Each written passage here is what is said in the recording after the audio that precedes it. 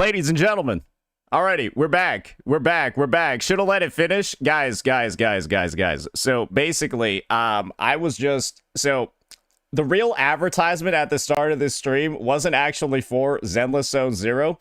I literally just played like the entire Beelzebub boss fight from Relink. Yeah, the Conflux version. No, this shit is like 8 minutes and 52 seconds long, bro.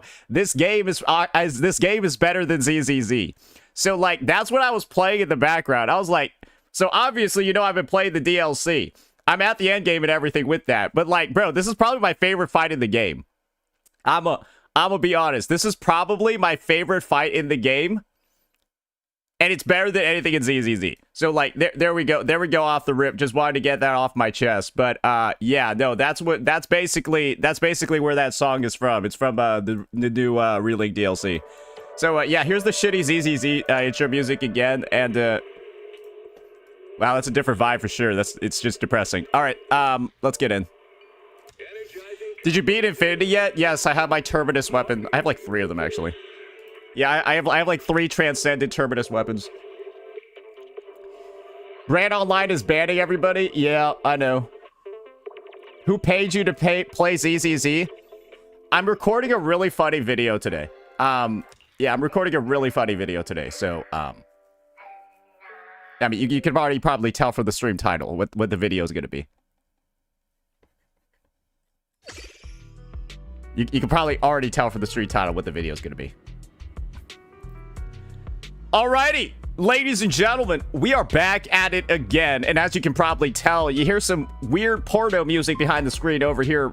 You know, never mind. I'm gonna redo the intro. Alrighty, ladies and gentlemen, we are back at it again. And you might be taken aback by the kind of like weird sort of like porno-y music that you're hearing in the background over here and the weird shit that you're seeing on the screen, because this is nothing other than, ladies and gentlemen, Zenless Zone Zero. And I am really happy, actually, to be playing Zenless Zone Zero during the version 3.1 update, because they decided to do something special. Aside from, obviously, the crazy shit you're seeing behind me over there, right? The free limited S-rank selectable agent, the 10 pulls over there, and then the free limited S-rank W engine. They're going to be useless in like 3 months. We're skipping that stuff. We don't really care about this for now. I'm going to click the X because there's something a lot more exciting in this update. And I have been keeping up with the game. You can see that my batteries have been used. I've been a daily player. I've accumulated a lot of pulls. And the reason why I've been doing this is because Zzz'S is actually having a collaboration. A collaboration with one of my favorite games. And that game, ladies and gentlemen, is Wuthering Waves. Because they've decided to go ahead. They've renamed her. But they decided to put Aemeath into the game. And I've had the opportunity to see her kit preview. You know, they posted leaks via like IGN and stuff like that. And Aemeath is here, ladies and gentlemen. And I've got all the pulls I need to secure her, not just in one universe, but in 2. So we're going to be making that happen today. Not sure if I'm actually going to get the chance to play her because, well, you know, I want to make sure that her story is good first. The collab story that they're doing in 3.1 for this update, much like how Wuwa had their Aemeath story in 3.1 too, right? Like you see why it's a collab, right? There's so much stuff like lining up together. These companies truly coordinated this, right? So without further ado, that's just all the details over here. Why don't we go ahead, take a look at where my pity is at. I don't remember the last time... I don't remember the last time that I pulled. That's weird. Oh, didn't know I got her. All right, so it looks like we're on a straight up. We have no guarantee. We lost to Nekomata earlier. When did that happen? Yeah, okay. Well, that's all the stuff that happened. So it looks like we have her best in slot teammate. If like basically like if you guys know who Valina is basically like Mornier from Wuthering Waves, except like grown up and her legs are normal. So like that's like kind of like the thing. They both have like the white hair and they're also the best in slot teammate of Aemeath. So yeah, that's like kind of how it works. We have the Mornier in Zzz'S. Now let's get the Aemeath. I wonder if we have the Linné though. I'm not super sure though. All right, insufficient encrypt. Why are there 3 buttons?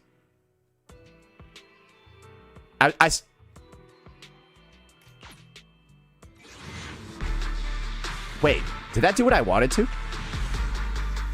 Wait, what did that spend?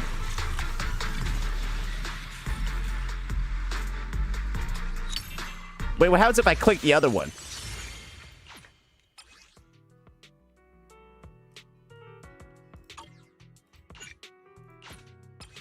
What the fuck? What the hell? What the fuck is that? That's not Wuthering Waves.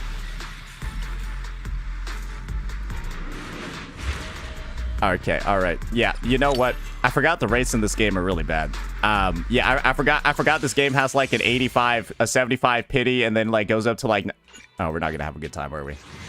Alright. Surely we'll get lucky, right? It's the first streaming session I've had in Zzz'S in a long time. So, like surely the luck's been building up, right? Select your custom pool. Wait, what custom pool? Oh, I guess it's too late for that. Yeah, maybe I should have set it up. Hey, why'd you message that to me 40 pulls in? Why'd you message me to set my pool 40 pulls in?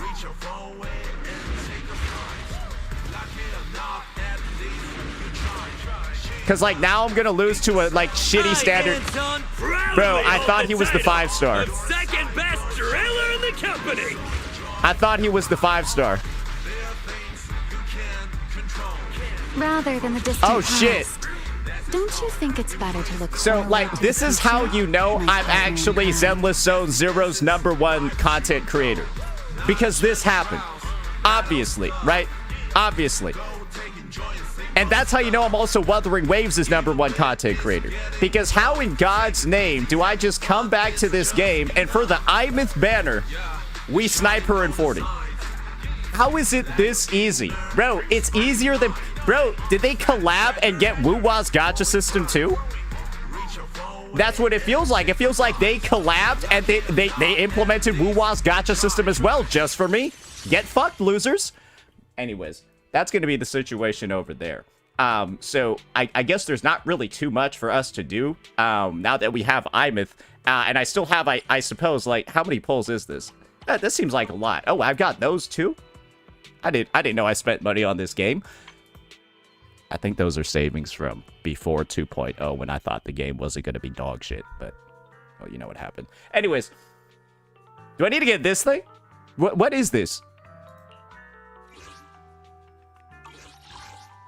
What is that?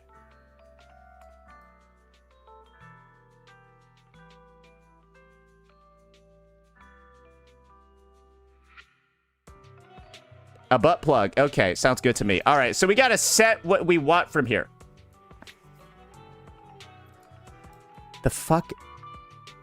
You want to know what this game is really bad at?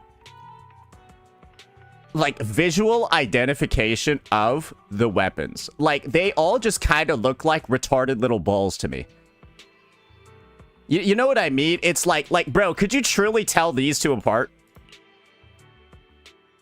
Like, if you just... didn't see the name and like, you know, and what does this one do? What does this one do? And what's the effect of this one? like you know what I mean? I could just see Emeralds of Genesis and I know it's EOG. I could just see Static Mist icon. I know it's Static Mist, right? I know it's a pistol. I know it's a stat. Bro. What the? Oh, okay, all right. Let's just select some random ones. I think this one's good. I know Steel Cushion's a piece of shit. This is probably bad. I think that's good as well. And Hellfire Gears, I think, is good too.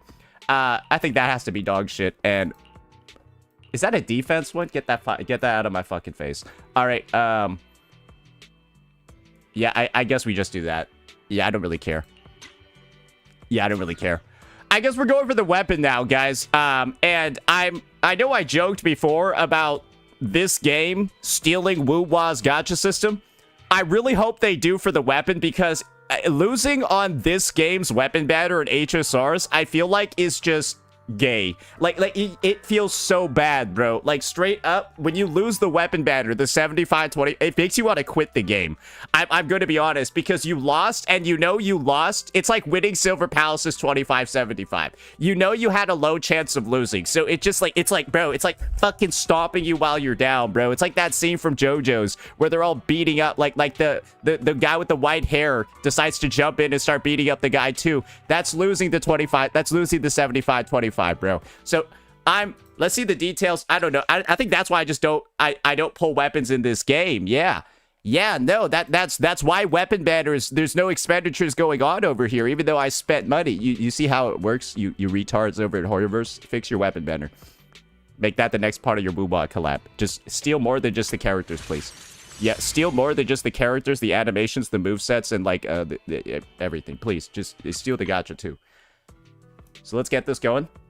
Let's see how we do. Hopefully we'll get lucky. Hopefully we won't lose a 25-75, because that would suck, right? And this is the thing. I don't even know what my pity's at. I assume it's fresh though, because, well, it looks fresh to me. Come on. Come on.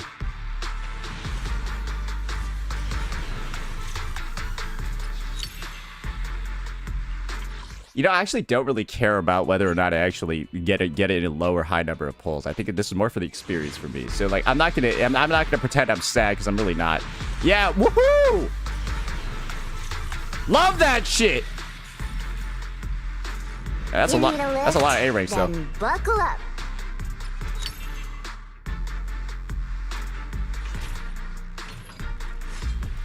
Useless. All right. Another 10. Into the abyss.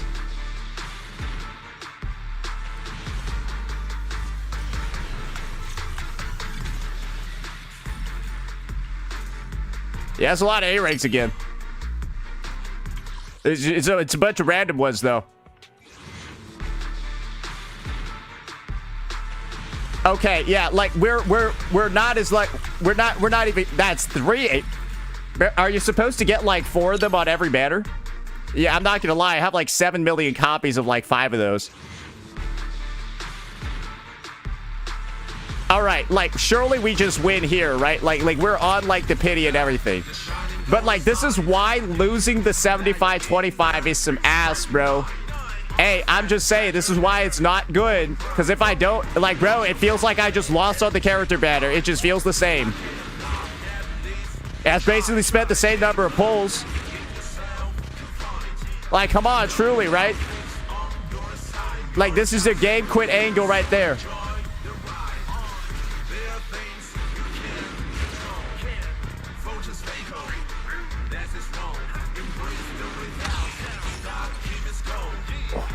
Man, and this is why nobody plays this. This is why this game is going to be dead. Guys, this is why this game is going to be dead in 6 months. That's why this game is going to be dead in 6 months, bro. Do you think I want to keep playing this anniversary? Do you think I want to keep playing this game? Like, do you think I'm excited to, like, log in, do, like, the story and all that shit? Imagine I just came back from, like, a several-month break, and then this is what you devs do to me. I lose a 25-75 because you guys are greedy motherfuckers. You knew this was going to happen. And this is why, guys, your player count is going to dwindle. Steam counts are going to fall down. Everything's just going to die because the modern gacha player is going to see this and say, go fuck yourself. Fuck your game. Fuck your anniversary. Fuck your free limited 5 stars. And fuck your gacha system. Rough. Rough. Rough. Imagine losing a 25-75. Imagine losing a 25-75. If only your weapon banner was guaranteed. Because you want to know what the funniest fucking thing is, guys? If this was Silver Palace, I'd have the weapon. We all shitting on Silver Palace's gacha system. We all taking a dookie on it. If this was Silver Palace, I'd have the weapon. Imagine, bro. If this was Silver Palace, I'd have the weapon. Zzz's is getting mogged by Silver Palace, bro. And Zzz's players. if you're upset with me shitting on your game during the anniversary, blame your devs. Blame your 75-25. Blame losing on the weapon banner like this. Blame kicking the player while they're down when it's supposed to be a time of celebration. There we go. Oh, man, that's poetic, isn't it? Anyways. Fuck this game. All right, see you all next time.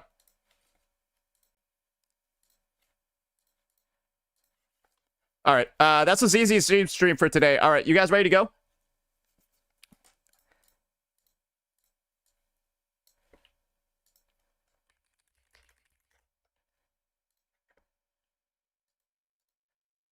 That was quick? Exactly. Yeah, if I won the 75-25, I would have, like, made the video longer, but I lost it, so I was like, yeah, this game is not worth my time. It's just that simple. Yeah, if I won, then I would have, like, equipped it, built the character, and done all that stuff, but because I did it, I'm not going to do that.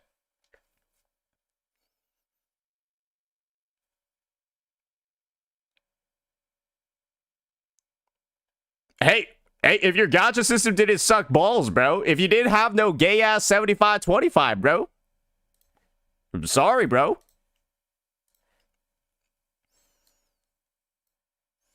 At least I got Aemeath, though. All right. That's a fun video. And this is the thing. There's nothing even slightly disagreeable in that vid. There's nothing even slightly disagreeable in that vid. Zzz'S players have to watch that and agree as well, because they know they're getting fucked by the 75-25 too. Now, they know they're getting fucked in the ass by it as well, so it's not like they can be like, oh my god, he's shitting on the game. No, they have to agree. They got to agree. Anyways. Fun times. Just Silver Palace being a 50-50, but whatever? No, because Silver Palace would allow me to go to the 80 pity and get it. Right? This game, my pity's reset back to 0. I need to go do another 80, bro. I'm like I gotta go do another 80. In Silver Palace, I need to do like 20 more. It's rough, but it is what it is, bro. You can get early trust. Don't feel like it. Don't feel like it. If you're gonna allow me to experience losing something I should win 75% of the time, and it doubles my expenses as a result, like that's what it does. Like you have a 75 chance of winning, and if you lose the 25%, you pay double what you were supposed to.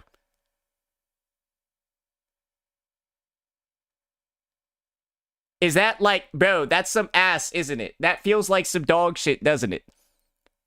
It literally stings like twice as much. Like you feel like double the loser. If you lost a 75-25 and then it only costs like 40 pity to get the weapon, maybe, right? That personally, I feel like that actually makes sense. If you lose a 75-25, your next pity's only 40. Right? Like that makes sense. Like mathematically, that should happen in a 50-50 system because your 75% chance of winning should be baked into the next pity. Because if you win, it's like you're winning Giga. Because you basically save like 80 pulls and then you lose and you lose 80. Bro, I would rather the weapon banner just be a 50-50 than a 75-25 and be lower rates. And be like lower pity. Like that would just feel less ass because when you lose, you're like, fair play. Right? If you lose a 50-50 and you pay double, you're like, oh, fair play. Right? But when you lose a 75-25 and you pay double, you feel like you're getting scammed. Don't know how they have such a player unfriendly, like just player feels bad situation propagating in all of their fucking games. Like, bro, like why would you why allow your player to feel like such a fucking loser? Because they are. Like if you lose the 75-25, you're a fucking loser. It's not your fault, but you are a fucking loser. A big one. So anyways, that should probably quell all the people saying that, like, oh, asking if I was, like, sponsored or something. No, I'm not.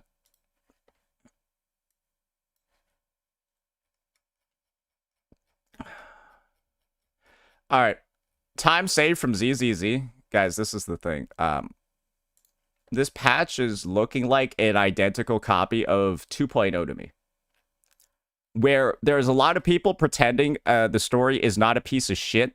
And only in later updates are you going to say 2.0 is bad. Because everyone now says Zzz'S 2.0 had the worst story ever. I said it was dog shit day one, and everyone said I was griefing it. Everyone says I was trolling. Everyone says I was dupe posting it. And now everyone says 2.0 is the worst story ever. And I feel like the same sort of level of defense is occurring. The same sort of level of shilling is going. What is this?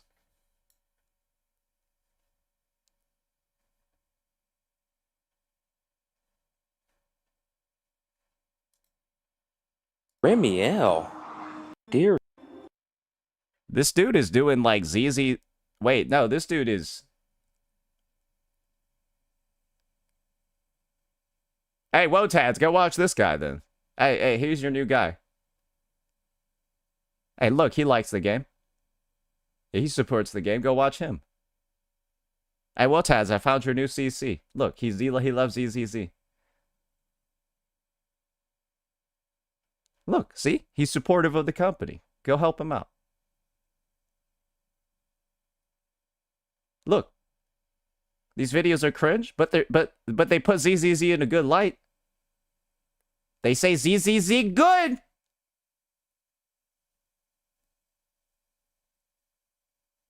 Isn't that what you're all about? Zzz'S good.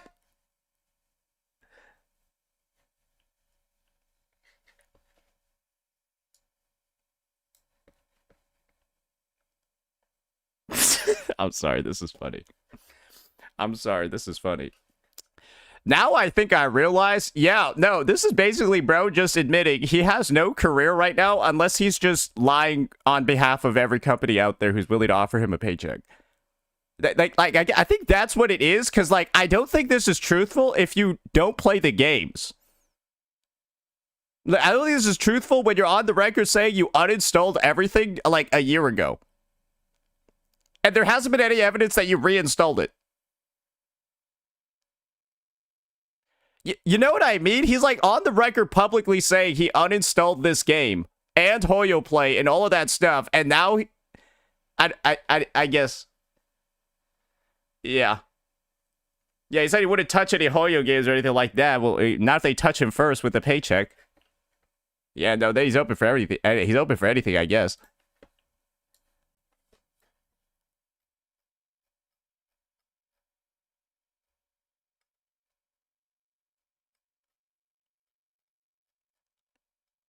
Is what it is, bro. And this is the funny thing.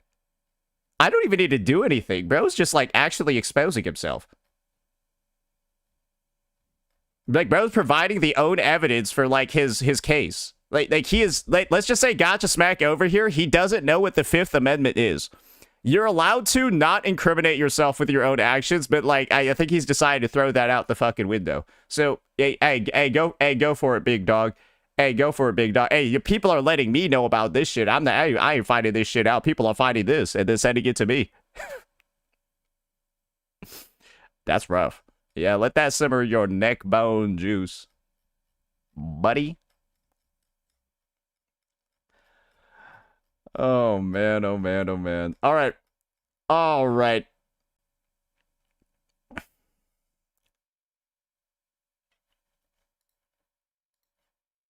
Should have shown how he reacts to Chisa.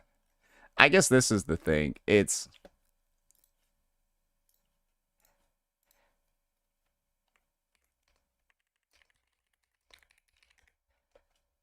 You can't pretend to be on the side of the players too much. And to, like, be like... You can't pretend to be, like, this pro player person all the time. And then proceed to advertise games that you've been shitting on while you were pro player. It's rough. Wait, there's another one? Greetings, my friends. This is a serious matter. I've been tasked with a very important mission to save the world from the Fire Nation. No, goddamn, that's the wrong show. I've been tasked with a very important mission in order.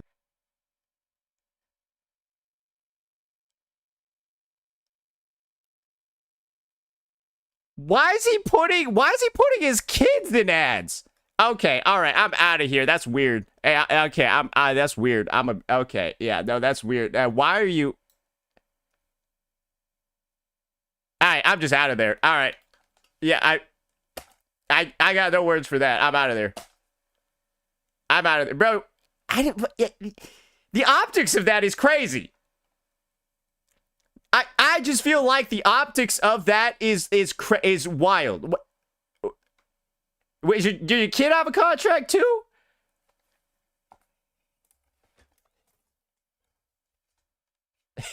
Why are you using your children to promote gambling games? Why are you using your kid to support to promote gacha games?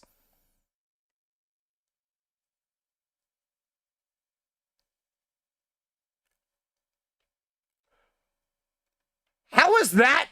I'm just gonna be honest. How was that not the first one that was sent? I'm surprised the other two were sent first. It's like, wait, he put his kid in a Zzz'S sponsored video.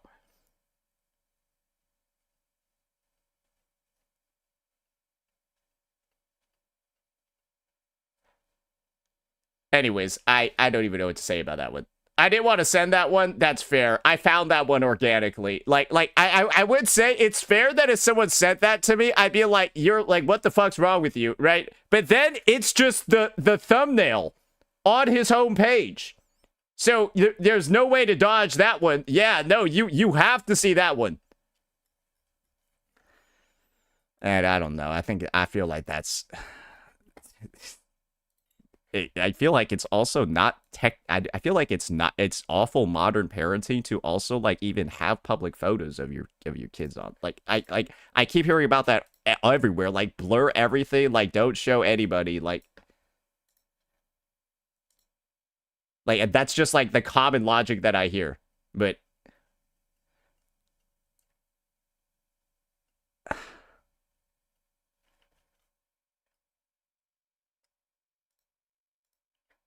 what is this?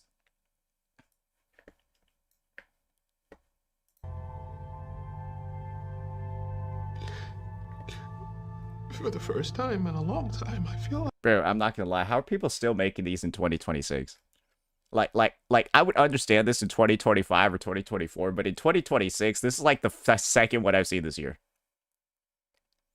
Like, you know what I mean? Because, like, Genshin has been on the... Like, after Natland, this stopped because people realized Genshin was a bad game. Oh, sorry. I need to go pull up somebody from chat. I don't think you can comment on parenting if you're not a parent. Hey, I was once a kid that had parents.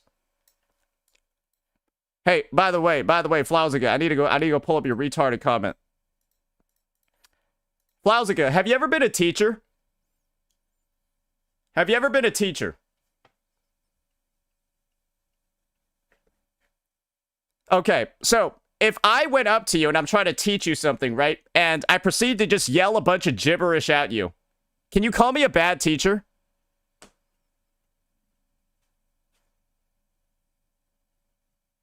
But you've never been a teacher before, so you can't comment on teaching. But you've never been a teacher before, so you can't comment on teaching. Stupid retard, bro. It's that easy.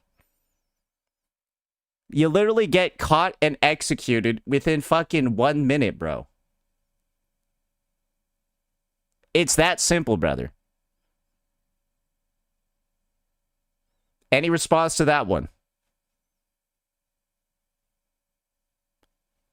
So I don't need your inner monologue because this is probably what you're telling yourself because it's obvious you don't understand anything that's going on. So yes, that is... Okay, get out of here. What the fuck? Anyways. Yeah, so the idea that, guys, the amount of credit people give somebody just because they impregnated somebody is insane. Being a parent doesn't automatically mean you're better than somebody. There are a lot of parents out there that are horrifying people.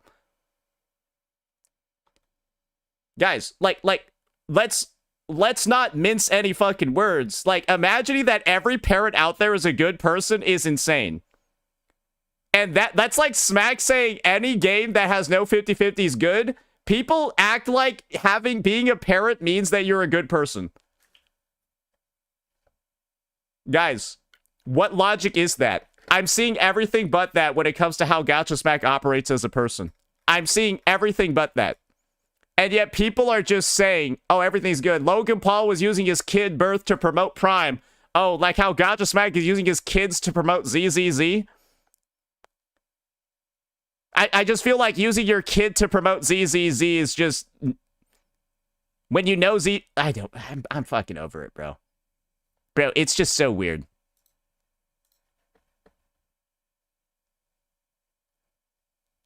This guy's just gay. I know he had a bit of a woo-wah arc. I feel like this guy got stun-locked by Edfield. Yeah, no, he's just gay. Anyways, yeah, no, I'm at the point where like Smack is like spiraling downhill in one of the most weird ways I've ever fucking seen. Like, bro, I'm not gonna lie, his shit is crazy.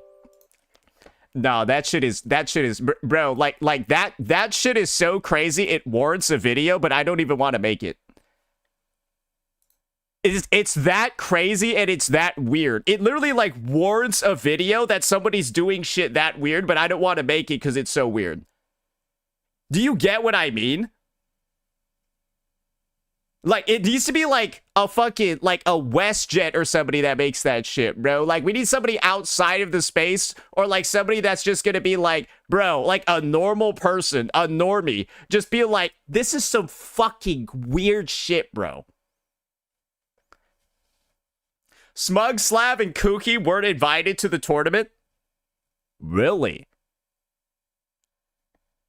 You need to be a chef to critique food quality? Guys, people love using that excuse for Smack all the time. Oh, you're not a parent.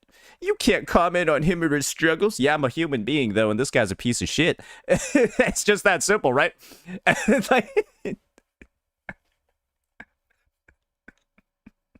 It's just that simple. Like, why are we out here playing games, bro? Bro, I'm just gonna say this. How many single mothers are out there struggling to raise their kids? Not being a parent doesn't mean you're a good person. Okay? Like, bro, how many single parents, how many, like, bro, and we just out here acting like being a parent means that you're better than somebody else. Good God, bro. Good God, bro. Who said parents equals good person? Anyone in Gacha Smack's comment section. Anyone in Gacha Smack's comment section. I grew up with a single mom. It was rough. Same, bro. Same, bro. Hey, maybe that's why you're a little weird.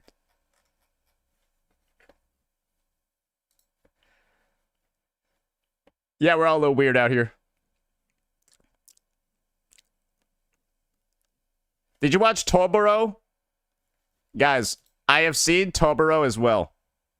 I've seen Toboro as well. I've seen the crazy post. I want to react to Kookie's video, actually. Kookie's video just looks hilarious. I'm being entirely honest. With Kookie's video looks fucking hilarious. It is like, bro just is like going in on Toboro. Bro's just going in on him. But before we do that, there's some other stuff that I want to get to first. A more important issue. Kookie's video is absolutely hilarious. Dude, that's what I'm saying. I only saw the thumbnail and some of the other stuff, and I was like, dude, I need to see this. Dude, bro, Toboro's comparing Hypergriff to the IDF, bro. Bro, he's like comparing them to Israel. Like, what are you, like, dude? Like, dude, that's like a war. Dude, like, people are dying and shit. I know I'm not supposed to be laughing, but, like, obviously that's crazy, right? Bro, it obviously be crazy. It'd be like some 5-year-old, right? He's, like, dying in a Roblox minigame, and he calls it the Holocaust, right? Like, you would just laugh at the absurdity. Not laugh at, obviously, what he's joking about you, but you'd laugh at the absurdity of somebody saying that.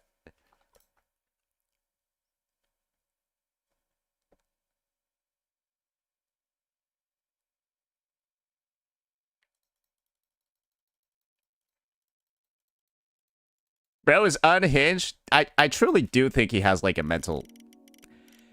I think Tobro's got something going on in his head. He could be like extremely Aspergery, or like autistic or something like that. But like, I don't know. He could also just be like psychotic. Like he could also just, it could also be like a function. He could also have like a functioning thing where it's like, they're like wired normally, but they're just fucking crazy. Thought you were frozen?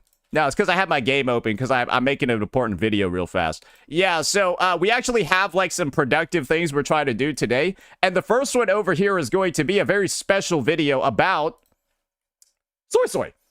Yeah, we're making a video about Suisui. Do you know how hard it was to pronounce her name while I was recording her guide?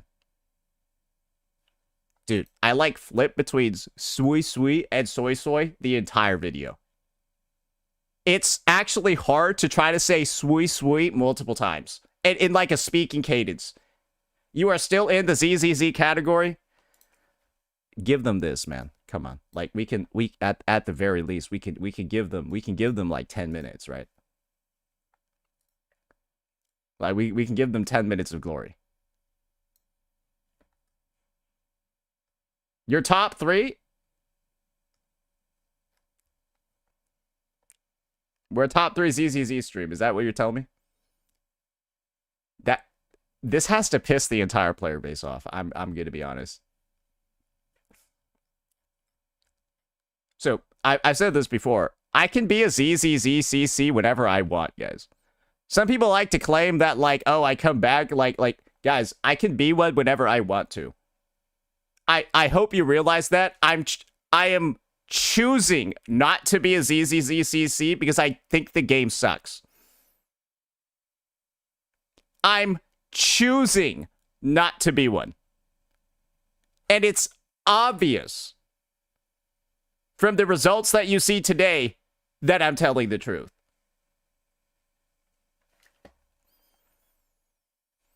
Cap is actually playing. You're the 4th biggest.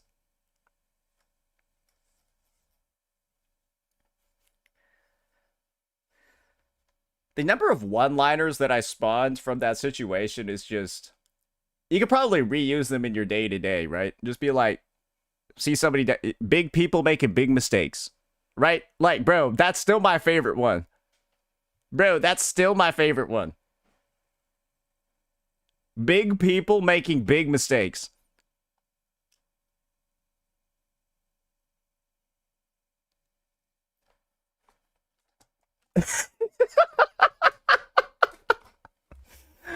Alright, sorry.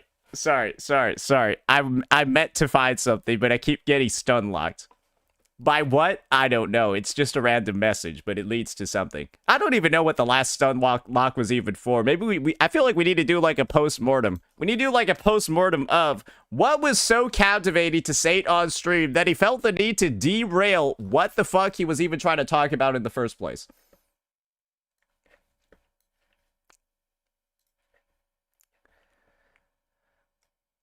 It's Suisui again. But this time, we're going to be taking a bit of a different video because we've got something very, very, very special available to us for this story. So let's go ahead. Let's start breaking this all down. Let's talk about it. Alrighty, ladies and gentlemen, it is time for us to have a conversation over here that we're only able to have right now because Kuro decided to throw us a bone. Yes, ladies and gentlemen, this is probably going to be releasing after Suisui's gone live, but as you can see over here, this is getting recorded before she's even live on the North America servers. That's because we had the opportunity to try her out in-game, take a look at her kit, and of course, the big focus for today, you probably see it from the title, not just her kit, her balancing, or her numbers, but her sequence notes. And I'm here today to make a bit of a declarative statement about this character because I am truly of the mindset that Kuro Games really kind of either messed up or they're doing something very intentional with the design of this unit. Because I can safely say, Suisui, whatever the fuck you want to call her, bro, I think she has the worst sequence notes in the fucking game. I'm gonna just be honest.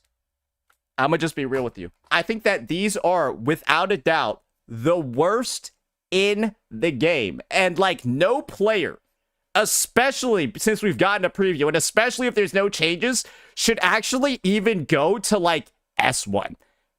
And this is where we're going to be going ahead. We're going to be talking about a couple of things and really get the benefits and the actual cons clearly outlined, because I don't think that's been done yet. So first things first, a big part about Suisui and like the power levels increases that she gets from her kit is this. Her kit at a baseline has some restrictions in it. And one of the biggest restrictions of her kit is the fact that for resonators on the team to receive her massive 50% attack increase that you're seeing over here from Undulating Mist, they need to consume a negative status. That means that there are only 3 units in the game that can actually activate this 50% attack buff. You're going to have your Hiyuki, who consumes Frost, who consumes her freeze, right? Her freeze stacks to freeze the enemy. You're going to have good old Yang Yang, her sister, who's going to consume Havoc Bane when she stance switches. And then you're going to have Cardathea, who consumes Arrow Erosion when they attack in Big Mommy form. But Cardathea is already out because she's an HP scaler. And so what this sequence node, the very first one, does is that it allows that 50% attack increase that we were just looking at, right? It allows it to take effect even when you just inflict or deal the negative status damage in the first place. And so a lot of individuals, they look at this, right? And their eyes like light up. They're like, oh boy, oh yes. We finally have the Shorekeeper. Oh, this is like Mornier's S1. Oh yeah. I can use her on every negative status team now. Well, guys, these are the additional teams you get to use. You get to use Aemeath over here, and then you also get to use Zoni and Phoebe.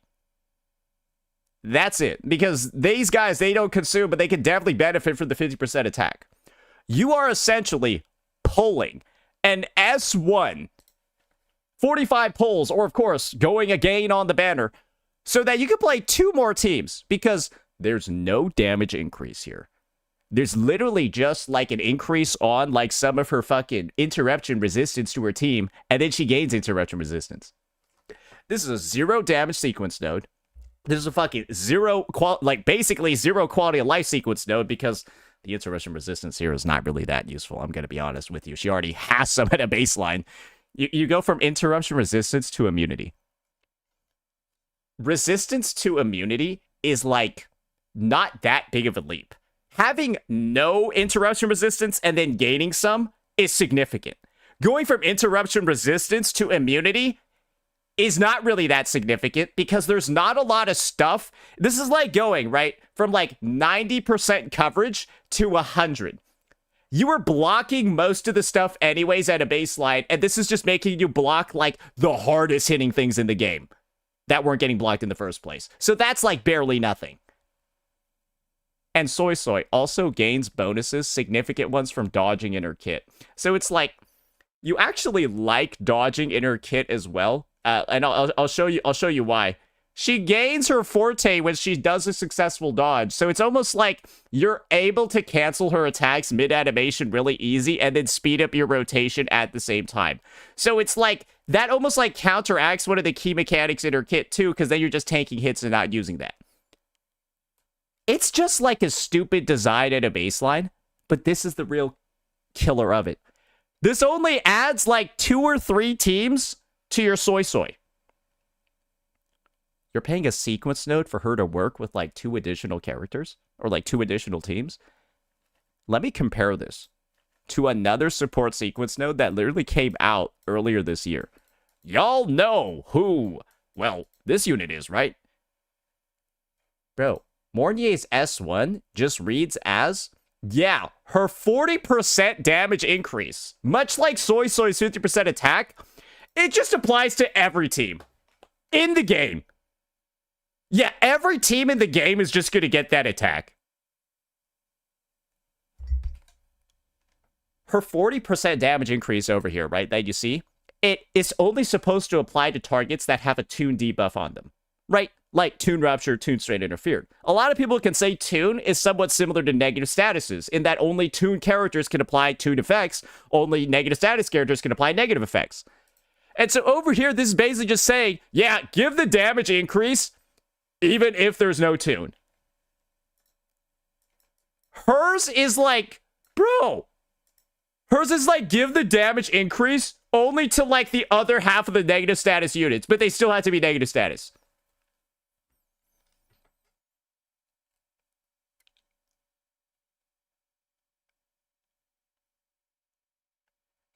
Dude, this is so much worse, it's crazy. Because you'd want to know what Mornier also does in her S1. She increases the uptime of this damage buff. Bro, this damage buff originally only lasts for 8 seconds.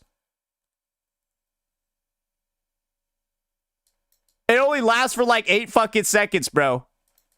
But now it lasts for like way fucking longer. They make it last like a whole 15. So the duration of the damage increase is increased as well. So it actually this S1 allows you to use more teams and also increases the team's damage. Because it's the uptime of the buff that goes from 8 seconds to 8 plus.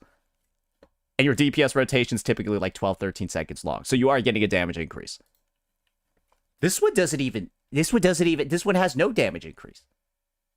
So truly, it is actually the worst fucking node I think I've ever seen in the game. And the fact that you're releasing one this bad, right? This fucking bad for a support character, when this one's in the game and it actually is incredibly strong. It's just not a lot of people use it because you don't really need to. People probably weren't going to be playing Suisui out of negative status teams in the first place.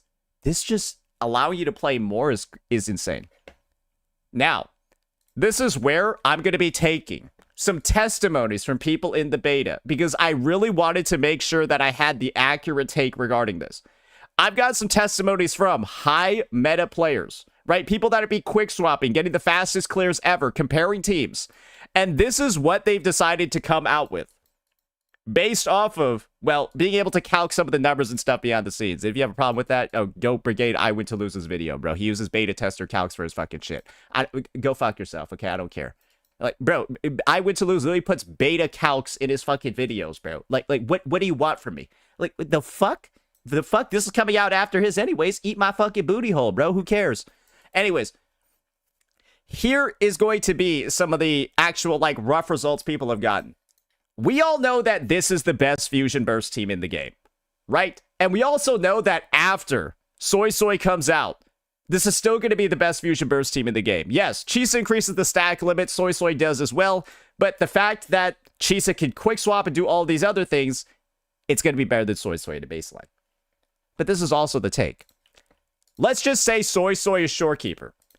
If Suisui's S1, this team is better. Shorekeeper Suisui here. But this is the twist. Only if you're doing a simple 1-2-3 rotation, Suisui's better at S1. Because you take an S0 R1 Chisa back and you quick swap in the team. Because who the fuck is playing this team 1-2-3 in the first place when it's the worst feeling 1-2-3 team in the game? I think people only quick swap when they play this team. Because it feels like shit and actual dog water to play otherwise.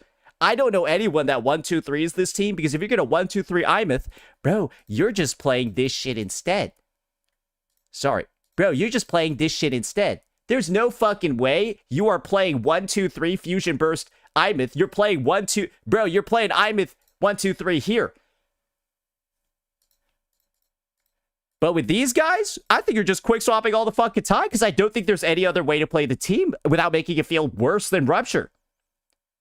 So this is basically my case.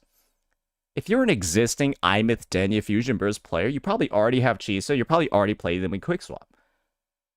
And if that's the case, you're already quick swapping, this is going to be better than Suisui S1. And the only reason to pull Suisui S1 is if you want to play Aemeath in a 1-2-3 team and have it be stronger than playing Chisa 1-2-3. But if you quick swap, this team's going to be stronger than an S1 Suisui. This S1 Suisui is going to be weaker than a quick swap Chisa. And you want to know what the craziest part about this is too? You can actually quick swap a Lupa as well. You're obviously going sustainless, but this outdamages Suisui too. And believe me when I say this, guys, some people are saying you can't quick swap with Suisui. You can't. You cannot quick swap with Suisui because her rotation is like 6 seconds long. If you try to quick swap during somebody's 6-second rotation, you're going to have a rough fucking time. Because they don't have any quick swappable moves. That's why that shit is 6 seconds long. They basically don't have a rotation. And that's the thing here, guys. Her S1 is literally, I think, the biggest fucking scam in the game. Because what's the other practical use case of this S1, right? Again, Shorekeeper is going to be the S1 over here. You might be like, oh, I'm going to play. Finally, Zani Phoebe going to be viable. No. Because guess what? S1 Suisui is going to be worse than a quick swap Spectra Rover. And you are not playing this character. You are not actually playing this character in 2026 without quick swapping with Spectra Rover because they suck dick. So Spectra Rover is going to be better than S1 Suisui in this team. So realistically, for anyone that this S1 would have been good for, and any player that would have wanted to pull it to bolster their teams, it's cosmetic. Because if you're already playing the best Zani team and the best Fusion Burst Aemeath team, and Quick Swap, they're already better than this S1 Suisui. And so truly, the only circumstance you're looking for, right, is to be playing these previously Quick Swap units in 1, 2, 3, but then have them be worse than the Quick Swap. And then obviously, if your Suisui's S0 and they're not getting the 50% attack, then it's way worse than Quick Swap. Now, though, you might be wondering, well, Saint, right? A big thing you made a focus on was the fact that, like, well, there's not really that many damage increases in her kit, right? So, obviously, you're going to have to go to S2 to see the full value, and then maybe, like, S2 Suisui is the most broken shit ever. And so, like, you got it. Like, maybe her S1's, like, only piece of it. So let's read the S2. Get ready for this one, guys. Get fucking ready for this. All nearby resonators in the team within the ceaseless landscape, her ultimate, that buffs the team, gives the 50% attack. They have their crit damage increased by 50% for 30 seconds. Let me be the first to tell you, that's not actually a lot. Let me be the first to tell you, that's not actually a lot, especially in the teams that would use this. Let me introduce you to this thing called diminishing returns. What the fuck does 50% critical damage do for this bitch? Bro, read her kit a single time. Bro, just read her kit a single fucking time. While Yang Zhuan Ling is the active resonator in the team, the crit damage of this blank is increased by 160. Bro, she got 160% crit damage built into her kit. Then, another 150 crit damage built in here on Feathered Oath. Bro, her highest damaging abilities have like 310% critical damage. What's another 50% on that? What's another 50% on top of that? Not very much, right? Oh, but what about the other oh, your Hiyukis. Bro, she got critical damage built into her fucking kit too. So I guess you technically could... Hiyuki also has crit damage built in her kit. Basically, this gets useful the less you have. That's what stat you want when it comes to a damage formula, when it comes to a damage calculation. You want to put in the number that you have the least of, and then that's going to give you the biggest overall returns. And so if a character has a lot of built-in critical damage, more critical damage is less important than other stats. But this is giving more critical damage when her best teams are Hiyuki and Yang Yang. And they both have that stat. Do you see what's going on? Like, it's so confusing, bro. This character's nodes are shit. They don't work in, like, their best teams. They don't work well in their best teams. This does nothing. By the way, oh, sorry, I forgot to mention this. We only talked about what this provided for her like fusion burst and her spectral frazzle. This does nothing in her other teams.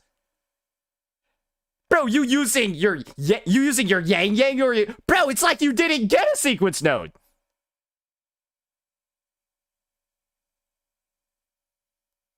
It's like you didn't get a sequence node if you're S1 Suisui and you're playing a Hiyuki or Ye Zhuan Ling team. That's the crazy fucking part. You don't even have one. And so the S2, right? You only get this critical damage, though, if you inflict a negative status or you consume Havoc Bane. So, like, even this buff, when it's not that good, is also selective. Dude. Because you just... I need to go show you Mornier's S2 now.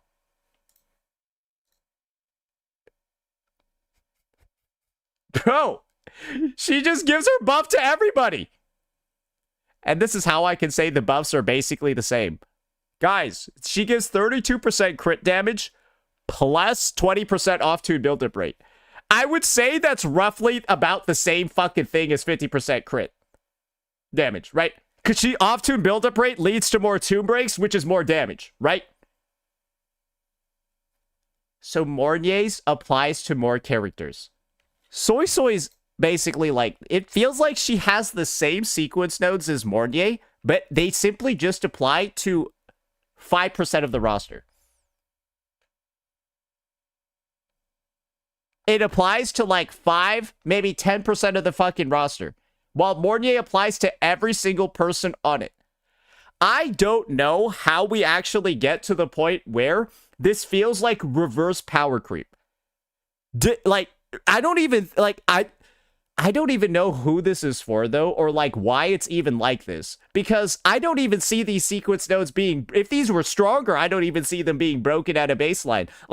It truly does feel like she's shipping with objectively a worse kit when it comes to these benefits.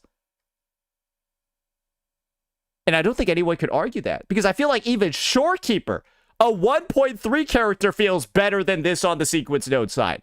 How does a 3.5 unit have worse sequence nodes than a fucking 1.31?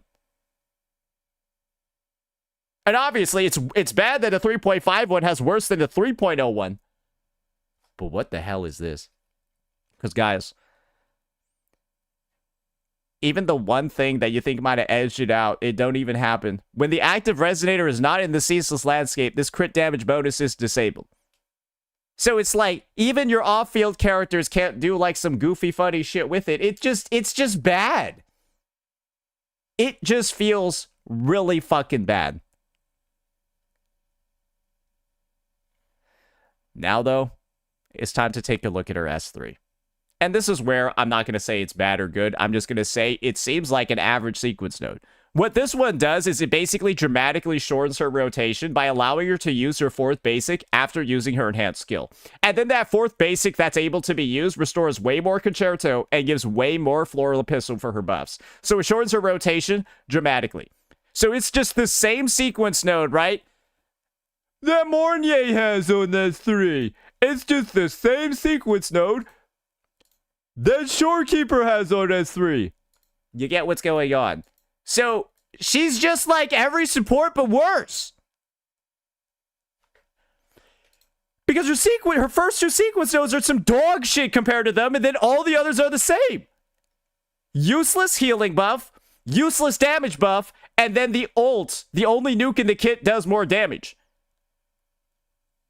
Her kit and her sequence nodes are functionally the fucking same as other supports, bro, but her first two are just shit. Look, you see that right there? The crit damage increase on the nuke. They all got the same nodes. She just got fucked on these two. And I don't really get it. I don't think people were really getting multiple copies of support characters in the first place, but I have never actually seen a unit like this before, where the big recommend... this is my personal take. I think you are bricking your account if you, like, pull her nodes. I would be mad if I got a double on the Suisui banner. Like, literally, I would be upset that I didn't lose the 50-50 and I instead got a double. I would prefer losing the 50-50 than getting a double on the Suisui banner. Because then I could guarantee my next character instead of a copy of this dog shit. I'd rather have a 50-50 guarantee than the first sequence node. And I've said the same thing for a lot of characters. Not really a lot. Just Lene. I think Lene's sequence nodes are almost as fucking bad as... Bro, I feel like Kuro does this sometimes. I think Lene is also an example of this type of unit. Where the sequence nodes are so horrifically fucking bad that they're basically telling you, don't get these.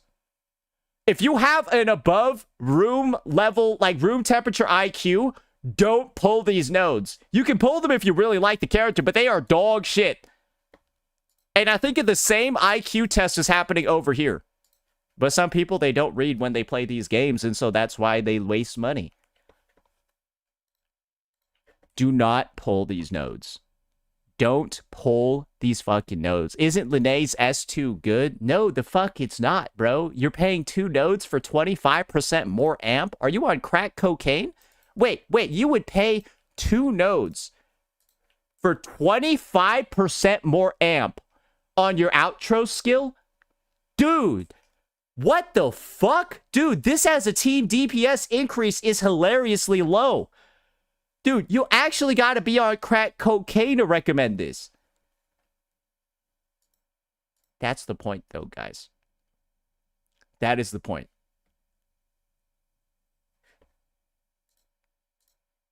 These are dog shit. These are terrible.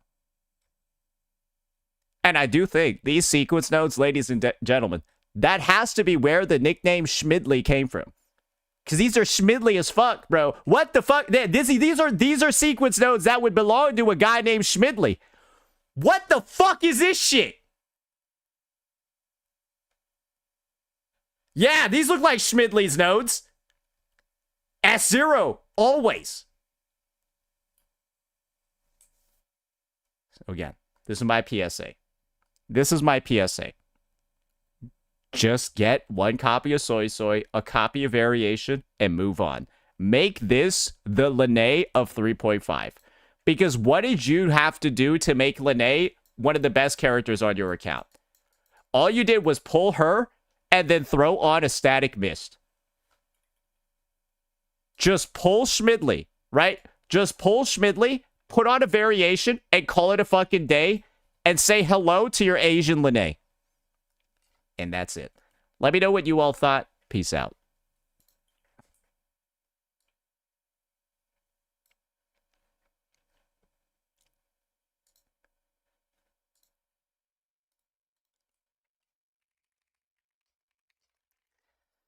This is the opposite of Mornier's S1.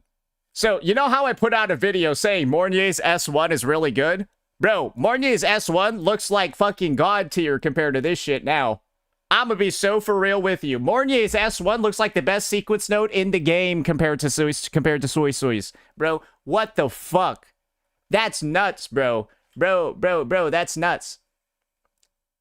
Bro, that's nuts.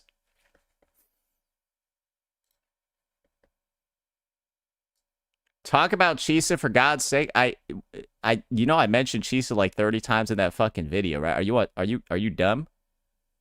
Bro, I mentioned Chisa like a bunch of times and said that her quick swapped is better. Are you stupid? Still in the Zzz'S category?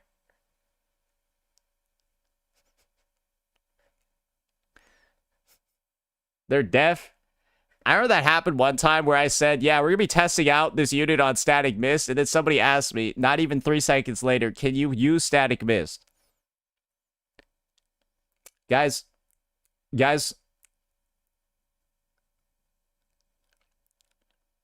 What's the point of you asking me the question if you've already proven you're not listening to what I'm saying?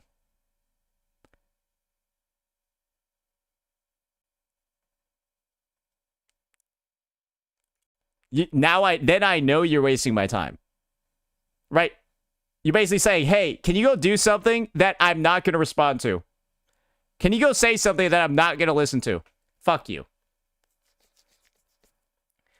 Fuck you. All right. Okay. Man, that was a good video. So this is the unfortunate thing. Suisui is an example of a good character for me. And this is why she's a good character for me.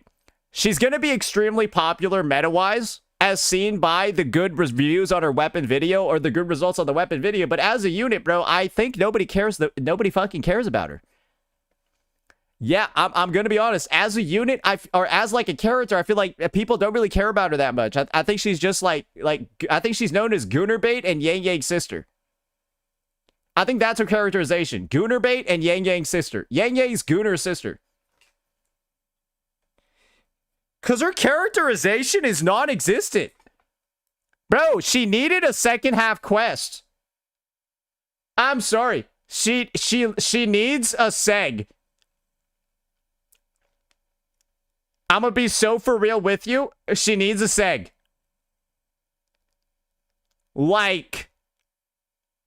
Bro, she has, this is the thing. For Suisui's involvement in this patch, I low-key think she shouldn't even be on banner. Considering her involvement in this patch and what she actually did, I don't even think she should be on banner. I'm gonna be honest with you. I don't think she did, I don't think she had, enough of, we're not getting her extra story set. That's what I mean. She feels like she has a second story, right? What about her part with Scene? This is my personal take. Low-key, that part with Scene maybe should have been cut out and then saved as a seg. Just gonna be honest with you. Low-key, maybe they should have cut it out and then saved it as a seg, and then Rover just gets the electro power out of nowhere. We're left on a cliffhanger, and then we see that Suisui negotiated that. I think that would have been better. I think that would have been better just from a execution sense. Does that make sense? I know it would have technically it would have split up the story. I think it just would have made it would have been oh, where'd this electro power come from? Has people theorizing and stuff. And then we see later on in the seg later in the version, that's when Suisui went to and handled all that stuff. No, it doesn't make sense. Why not? That's what the fucking Chu Yan story in 2.7 was. You go back in time and then you see what Chu Yan was doing in the background while Rover was doing stuff, and that quest was good. So literally, if you're saying that doesn't make sense, you're LARPing, because Kuro literally already did it in 2.7, you retard. And it made perfect sense. That's how I know there are story LARPers in here that are just here to disagree with me. Because I just recommended they do something that Kuro just did before, and then people are saying, there's no way they could do that. Kuro wouldn't do that. It doesn't make sense. Shut up, idiot. I know you're LARPing. That's the thing with this game. It has a lot of story LARPers where there are a lot of individuals who like to pretend they're a part of the crew. People hear Wuthering Waves is the game with the best story, and so they just pretend they play the story and that it's good. Because that is what everyone thinks is the truth. Wuthering Waves has a good story, and so I'm just going to say it's good everywhere. I don't even know what the story is. And that is just proven by the fact that I always get people telling me, oh, that's not right. Oh, that's not real. Crew would never do that. And it's all stuff that they've done before. Happens all the time. LARPing is popular. And LARPing is fine. As long as you're not going to try to backseat somebody that actually knows their shit. Because backseat LARPing is the worst of it all. Without a doubt, the backseat LARPing is the worst. Because now you're a retard that doesn't know anything and you're pretending that you are.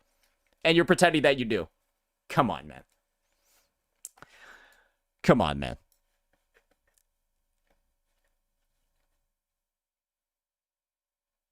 Man, I feel like we really pissed off Zzz's players today.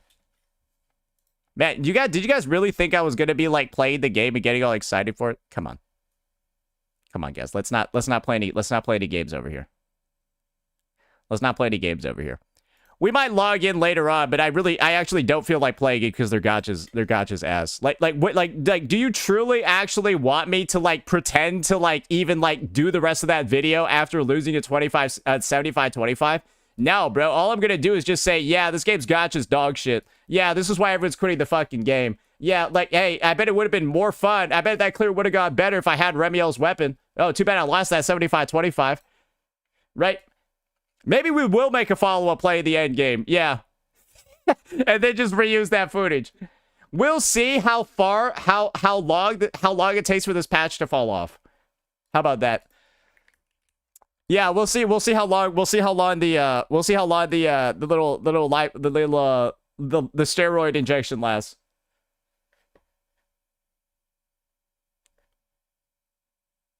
The audience wants another shitting on Zzz's story supercut. This is the unfortunate part, guys. I'd not play 3.0. I'm not interested in playing 3.0. And guys, this is the thing. This is the main thing that I've heard. Are you ready? Are you ready for this summary?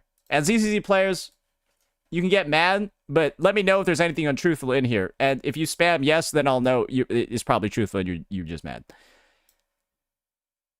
Zzzz 3.0 was not good. And one of the reasons why it was not good was that it was a lot of setup. That everyone was saying, just wait until 3.1. 3.0 being dog shit and mid is explained by it being set up for 3.1. And then 3.1 was not worth the dog shit setup of 3.0. And so 3.0 and 3.1 feel like a massive disappointment. That is the main take that I'm seeing. 3.0 was mid because it was a bunch of setup for 3.1, and then 3.1 did not deliver for the amount of sandbagging that 3.0 got to set up for 3.1.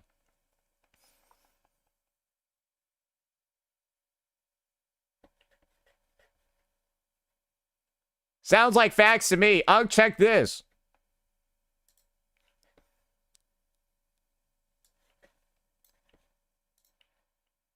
Peak MC writing is when your MC repeats what the character just said all the time. Sigh, not everyone can handle their antics as effortlessly as you do, Lady Linvern. Options. Lady Linvern? Oh, so this story is needlessly long, and playtesters were falling asleep, and so this is where the dev identified, hey, the player's falling asleep here. Give a dialogue prompt to just repeat what they just said so we can ensure that they're still engaged and not sleeping. That's what we're calling a good quest, right?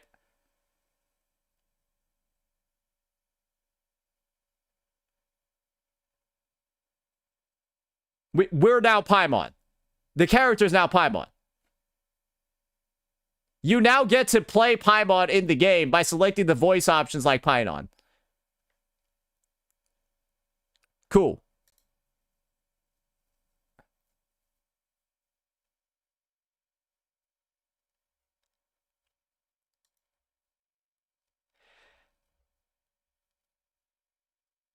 Wait, the culprit mentioned something about getting Toby into some kind of machine. If we can find that machine, we might be able to track him down. Huh, Wise, that's it. If we can find that machine. Bro, did these guys just talk about finding the machine like 7 times? Oh, so this is what people are glazing. Okay. All right.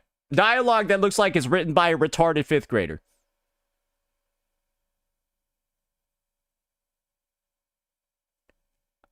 Great. I guess Zzzz knows their core audience. They gotta dumb down the reading to a fucking elementary school level.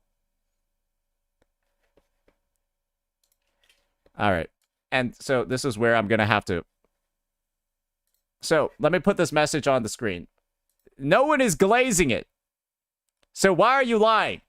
Wotads, you're in my chat and you can do this thing called scroll up and see the number of people glazing the story. Wotads, you're allowed to do this thing called scroll up and look in my own chat, bro. Bro, you have people in my own chat glazing it, bro. There's like at least 5 people that said it's like peak.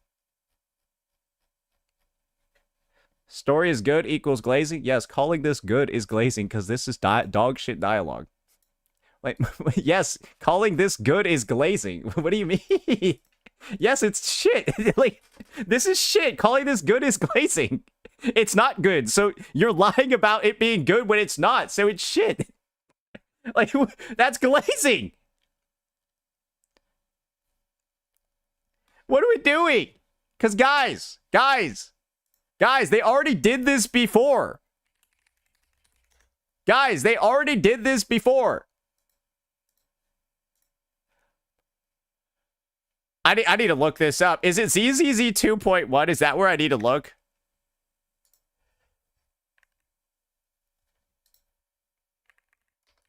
Was it Zzz's story? I need to fucking look, bro. Bro, there was like this one video I made that was just the goofiest fucking shit ever regarding 2.0. Bro, I used to upload like 4 videos on Zzz's a month. Oh my god. Bro, this is the shit right here. Bro, this is the shit right here. Bro, it was 11 months ago. I faced this game's dog shit dialogue again. Bro, allow me to just look this up. Explosives to destroy. Bro. And the amount of explosives in the hollow is already enough to flatten 100 Swabian temples. Oh, they're making a bomb. They're definitely planning to use those explosives to destroy something. Peak. Yeah, they said this quest was peak 2. Great, I'm gonna go eat my food. I'm gonna go drink my water. Yes, the explosives are gonna destroy something, you fucking retards.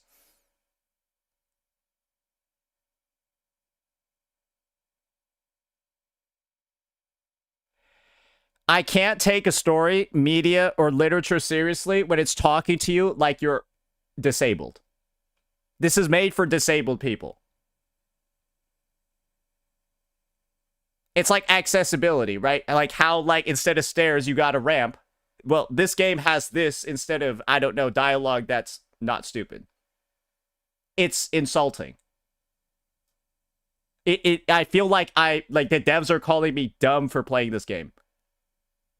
And I get the same vibe from here. The devs think I'm a retarded little boy. Like, I don't like the devs basically calling me stupid with their game. Like, that's what this is. These are the devs calling you a fucking idiot.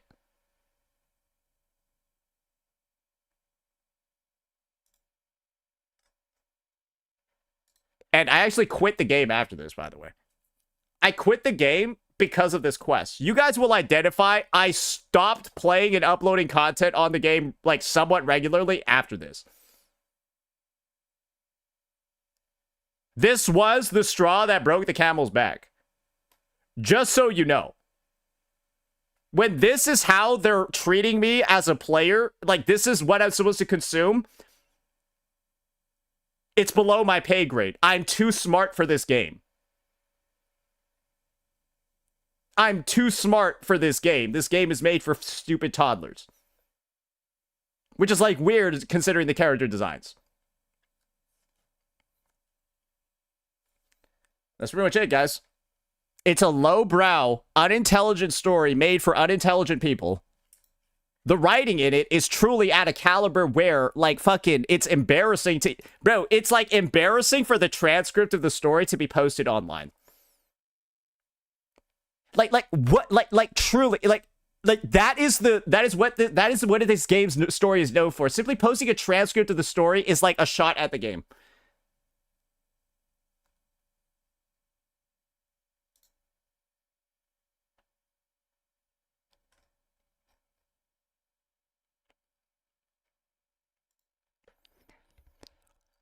Is there more?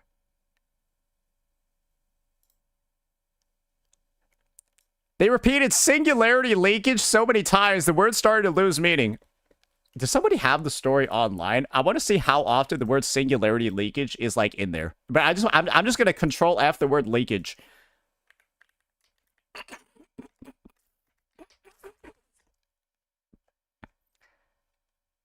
Full playthrough. 4 hours of cinema, boys. All right. All right, 4 hours of cinema. We're not watching it. I'll see over here. Leakage.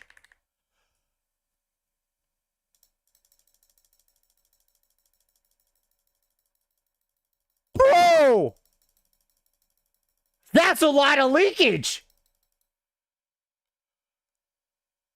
Whoa! They say it 51 times? Bro, if the quest is 4 hours long, they say it once every, like, 4 minutes. Y'all out here telling me this peak when they say the word leakage 51 times in 4 hours and 20 minutes. That somebody can, like, comment, bro, I saw it so many times, it's hurting my brain. And then just see it like this.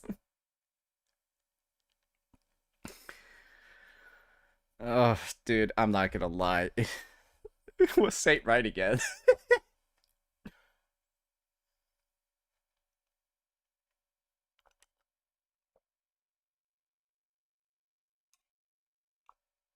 Man, I remember saying something about just another dog shit story on another dog shit anniversary for this dog shit game.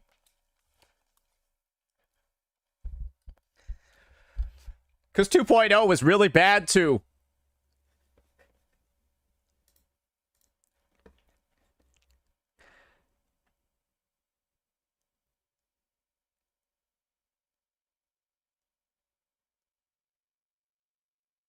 This guy's so mad. Wait, do I just need to, like, look at their page, bro? They going off. Man, they popping off, bro.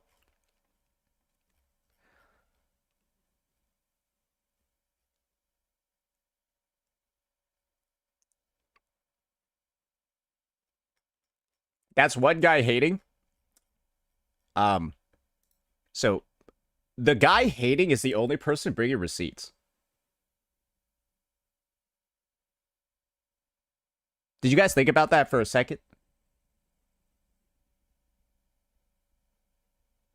He's bringing receipts and proving why he doesn't like the story. All y'all are just saying it's good with no proof. And now you're saying he's hating on it when he has legitimate reasons, so it's not hating, it's critique. So Zzz'S players, you are simply just defending the story, saying that this is hating, looking at literal evidence in front of you, and then saying it's not legitimate because he's just a hater, and then to disprove him, you're just saying, just trust me, bro, it's good. So guys, Zzz'S players, you are looking more insecure by the second. How about this? Instead of just saying the guy's wrong when they're bringing proof and evidence, let's prove why they're wrong. With arguments and reasoning. Can we do that? When the guy brings proof, evidence, screenshots, photos, transcripts, and lines, and says this is why it's not good, and I can clearly see it's not good because of those reasons, and you guys are saying he's wrong or he's a hater, can we prove that? Bring an argument, reasoning, instead of just trying to delegitimize facts and logic, because we don't like what the facts and the logic are saying. Zzz'S players, I hope you recognize why you don't look very good right now. Do not emotionally defend the game unless you want to get made fun of. Because right now you are emotionally defending this game. Because your feelings are hurt. You need to logically defend this game because he's logically attacking it. The game is logically getting attacked and you are emotionally trying to defend and you look weird.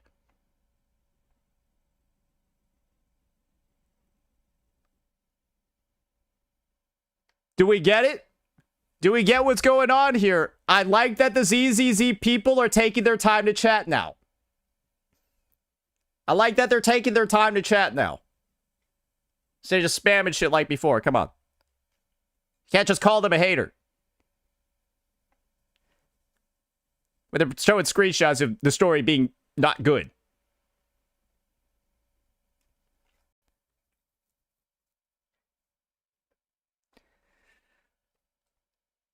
Guys, this is why hating is an art. All right? you can't just hate something. You need to hate it for a reason. And when hate has a reason, it's not hate anymore. It's critique. Right? Hate is truly only really hate if you don't have like a reason for it. And if you have a really good reason to hate somebody, is it like, is it actually really hate? It's got a good justification to it. Right? That's why I view hate as a word that you should really only use when it's like irrational, the emotion somebody's feeling. Hate should be irrational.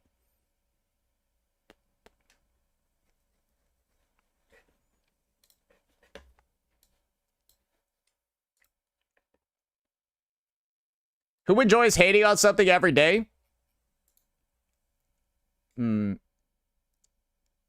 Who doesn't like seeing what they don't like not do good? I don't know. Like if you heard that a murderer went to jail, would you be sad? If you heard a horrific criminal got caught and then sentenced to prison, would you be sad?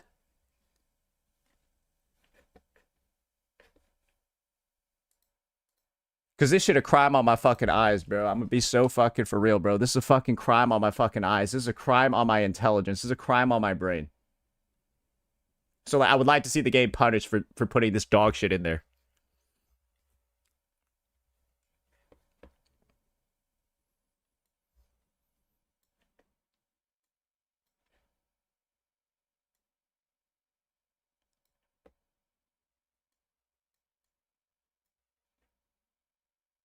All right.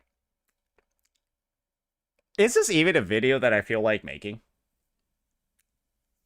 Is this even a video that I feel like making?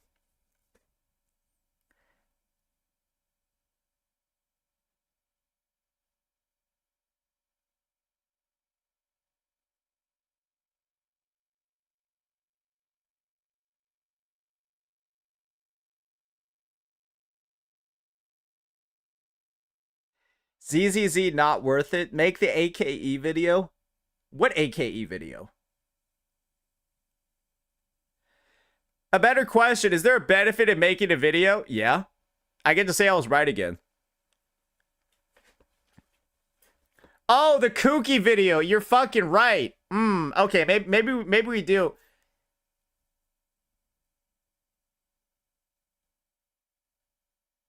Yo, if within like 10 years I like found out this guy had like a brain worm, I wouldn't be surprised. I'm gonna just say that. Anyways, let's move on. Let's move on.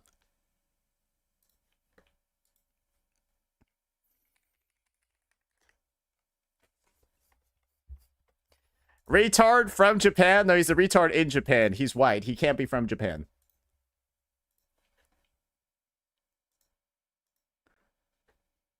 He was whipping up amazing foods, like making happiness. Actual happiness? Actual happiness and joy. Oh, the smell, it was so divine. He was making happiness? He has to be...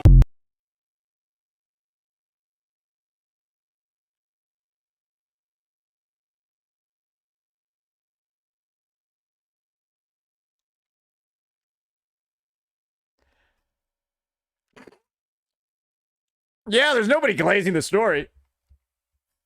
Yeah. Yeah, where did anyone get the idea that there were Zzz's players glazing the story? Yeah, Woobot players made that up. Come on.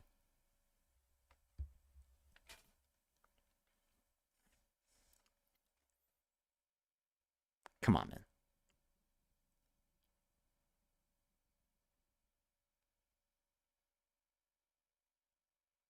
You Woowop players do make up a lot of stuff. Proof? Bro, if you have no proof of that statement, Wotads, you're literally making shit up. I hope you realize that, right? Like that is an own goal. Like, if you say that statement without proof, it's incredibly ironic, right? True, I made it the fuck up. That's funny. That's funny. It's funny when the Hoyo community is the one that makes shit up all the time. Yeah, don't we have the gathering community notes? Wait, don't you remember gathering community? Wait a second. Wait, no, that's really bad. Now that I think about it.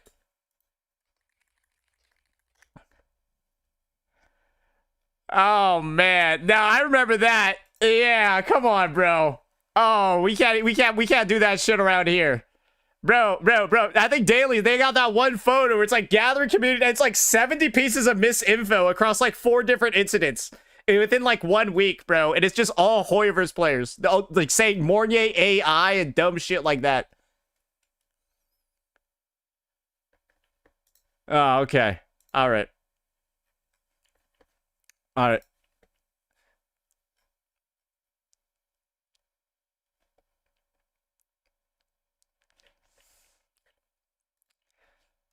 Alrighty, ladies and gentlemen. Today, we might have the craziest video ever conceived in Gacha history. Because it involves a lot of things. And I assure you when I say this, I am not the individual that's deciding to take world issues, world politics, whatever, and then apply them to Gacha games. No, that's a topic that we're going to be covering today, but I am not the one that did that. It is somebody else. And the topical area that this is originating from is none other than Arknight's Enfield. Yes, ladies and gentlemen. And what we're going to be focusing on is Kuki Kaze over here. A Arknight CC who has a lot of videos, has built up basically his entire channel around AK and AKE. Well, he's had a bit of a reaction to a review that somebody posted on Discord that, well, based off the stuff I said at the start, it does bring in world politics. It does bring in crime. And it also does bring in, I think, the craziest reasoning that probably anyone has ever heard. And in this 5-minute video that we're about to check out, I think you just saw IDF. So, yeah, let's just get into it. Nominated Gacha. Sometimes I think Enfield reviews can be a little overboard, a little too harsh, but I think this one takes a whole nother level.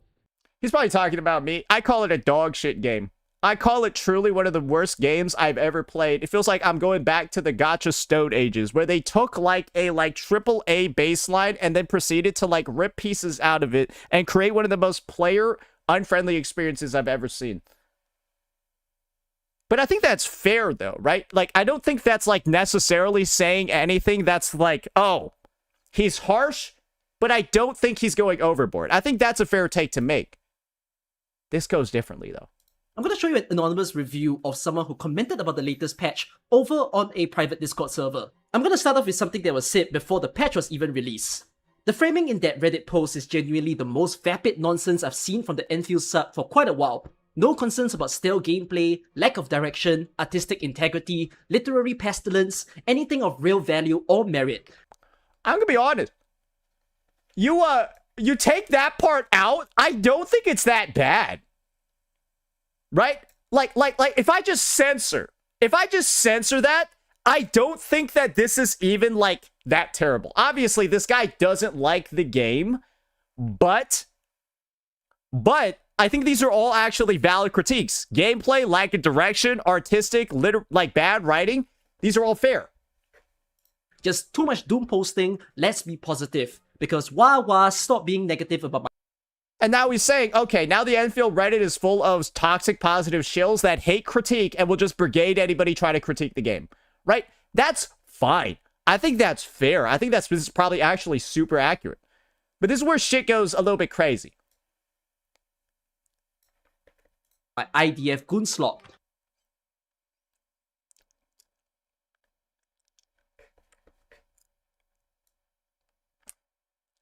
This is kind of like, imagine you're at like a pottery class, right? You're like an adult, you're trying to like gain new hobbies, and you're like doing that shit where you're like spinning the thing and you're like shaping the clay and all of that, right? This just feels like you're in that class and then somebody next to you, you're supposed to make a vase. You're focused on your stuff, and then an hour later, the dude on your left, like, he made a swastika. That's, like, what this feels like, where out of nowhere, like you're just not even a slightly related like topical area, this dude just brings in the craziest shit I've ever fucking seen. Like, bro, we're talking about like a game development. It's lacking various things. We're talking about like writing of the game. We're talking about the art. And now you're out here comparing it to Israel. Which, if you're wondering what that is, it's Israel Defense Forces. Why? Beats me. Bro, Hypergriff is the people that work there are Chinese. They're Asian. Asians can't be Jews. That's like how Judaism works.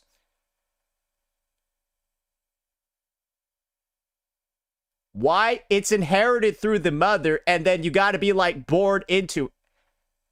That's like how, like Chinese people kind of like.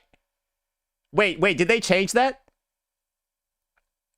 Wait, I don't think you can convert to it, right? Am I wrong about that? You gotta be like born into it. So it's like, okay, I guess technically if like one of your Chinese ancestors like went to Israel for fun, had like, you know, a baby and then brought him back, and then like you got like one Jewish ancestor from like fucking 1000 BC, and like, but you're like basically 99.99% Chinese, I guess you could be a Chinese Jew. But you get what's going on, right? It's a very high likelihood if you're Asian, you're not Jewish. Let's just is that fair? Is that a fair take to make? Because of how it works. So the comparison at a baseline, basically what I'm saying, is ridiculous because it's a Chinese company. Enfield Industries is the IDF. Only 500 characters this time is kinda cringe. Can't go on a rant about how the Enfield devs are like the IDF. It's really They're Chinese! And this is why I made such a big point of clarifying that up front. Because how many times are you going to compare a Chinese company to Israel like this? marketing. These endnames they put out were never good. Aping Hoyo again without any of the sauce. I legit just don't see any possible way this game can convince me the idol is anything more than lowest common denominator garbage. This is the thing. There is legitimate, fair, some could say extremely harsh critique, right? In here, that's valid, but then you're just spicing it up by calling Hypergriff Jewish. For no reason.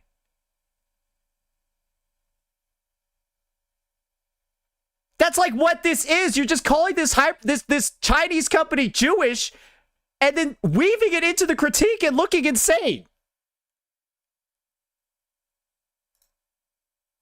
It'll just be, oh wow, Endmin, thank you for helping me overcome my self-doubt. You're the best, glop glop glop, thank. Why is hearing him read this shit? Wait, I feel like, why is hearing him read that actually funny? Common denominator garbage. It won't push any boundaries, won't challenge anyone's views. It'll just be, oh wow, Endmin, thank you for helping me overcome my self-doubt. You're the best, glop glop glop, thank.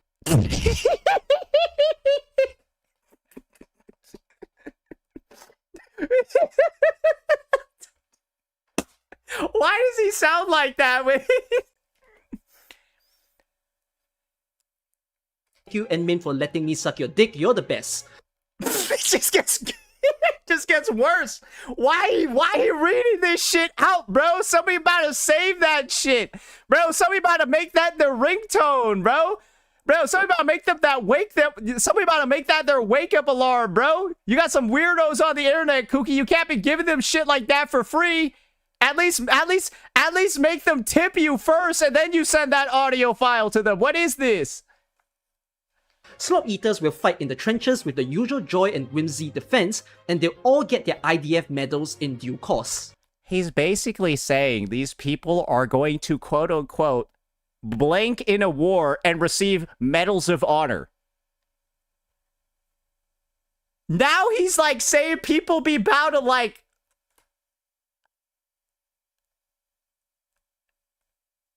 this is all over Gacha games. And remember, Hypergriff is a Chinese company.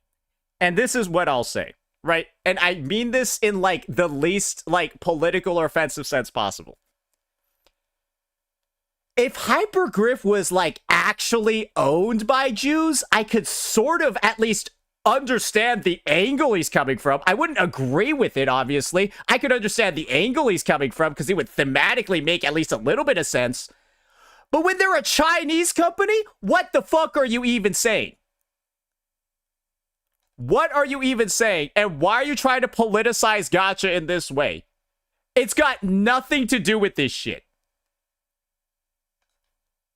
Absolutely nothing to do with this. Praying for you, you haven't done Ross. It's an analogy. We have seen him make this analogy like 7 times. That's not an analogy anymore. That's like a cornerstone of your argument, the comparison. His quest. Also, ICL. What's ICL? I can't lie. Dummy. Boomer. Can someone tell me in the comments? This guy's out here say he's a boomer, doesn't know what ICL means, but he gonna say glorp, glorp, glorp. Talking about sucking other people's dicks. He'll say that though, but but ICL is where you go draw the line. Okay. Still feel You can't Google that, but he'll say glorp, glorp, glorp on stream. Yeah, he'll say glorp, glorp, glorp, but won't Google ICL. Okay. feels like it caters to Blue Archive fans, character and personality wise. Gotta be real, I think that's unfair to Blue Archive fans. Very Oh, this is where they're gonna get into the Rossi situation. That's what I'm gonna say. Anytime these devs release a character like that, they know people gonna be weird. And let me just say this: the amount of Rossi like stuff, people were like fucking. It was weird. strongly dislike Zzz'S. Within 30 seconds of meeting her, you can tell exactly who she's for. Yeah, tsundere, bratty, teenager, but not actually a teenager, that sort of thing. Okay, on to the current patch. I looked around earlier today and I saw almost universal praise for the news story. You know, at least he isn't comparing Rossi to the IDF. Right? bar really is in fucking Gehenna. It's the same Harren slot as Tang Tang's character assassin. Gehenna is hell. I will also say this. It's like, seeing the word Gehenna remind me of this.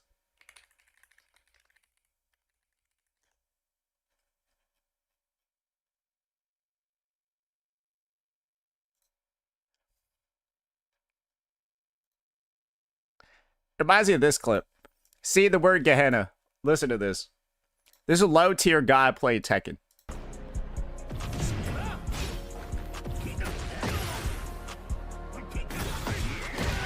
Are you fucking kidding me? It sounds like he just called the dude that just mocked him a Canaanite. Like, that's a biblical insult. Like, literally, like that's like solid, like you're the Cain to my Abel, right? Like, no, that's like what this is. Just just wanted to mention that while we're on the topic of Nation. The writers won't let characters grow without the admin being involved. Like, as far as Harren slot goes, I think the arcane part was competent, but it's still Harren slot. And it still incessantly revolves around the admin, simultaneously failing to attract porn artists.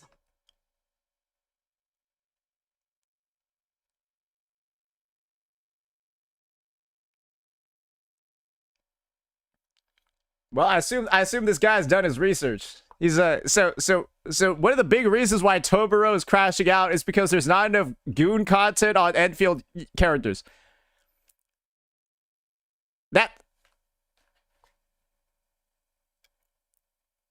Is that like the main take here? While also desperately trying to court the consumers, all while having a CN player base who voted for Rossi as their most sexually desired character.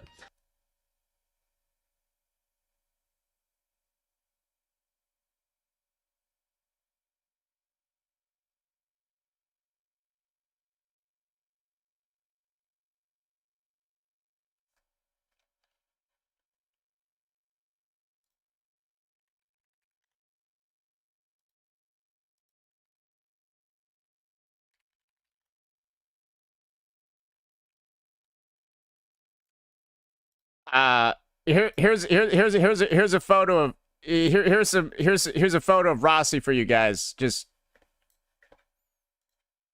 that's her splash art. I hope he's got proof or whatever he's saying over here, because that's a little weird. Enfield continues to fumble in ways we didn't even think were possible. I would hope that whoever said this has proof for what's ever down for that. Oh, by the way, any thoughts on one? Whew. Oh boy. Ooh, this is gonna require some tactical repositioning. 4's main storyline. Better than previous ones, NWEZ is pretty sick and the OST is expectedly good, but Cool Environment's BGM were already par for the course. I really can't help but notice a lot of the praise the current patch is getting is just because the bar is no longer comically low, whereas it was in hell before. I think the patch can be summed up in one word as decent, but I'm seeing nothing but incessant praise for it, even from people who were very critical of it before. I think he's talking about version 1.4 now. Which to me is just more evidence that every gacha gamer is really just after hype moments and aura, no matter how much they might larp as a critic. I think their writing decisions towards the end of the new MSQ were really questionable, as were some throughout the story. Actually, not gonna lie, Arcane is the most compelling character they've written up so far, and even then, they still couldn't stop themselves from reducing her character growth to endmin-centered harem slop. Well, hey, at least you know this guy played the game. Even going as far as having her say, but you're carrying so much more admin. Woman, we literally have amnesia. No, the fuck we are not. Can the writers not put insecure Chinese incel egos at... Why'd he stop talking about the Jews?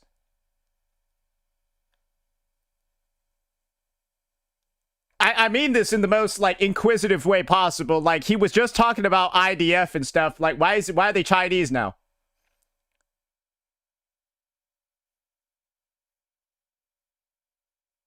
Why are they Chinese now? He already ulted. He needs to recharge. The center of the fucking universe for one goddamn second. Suisui Lolly is the manifestation of asking what if Dusk was from Tel Aviv.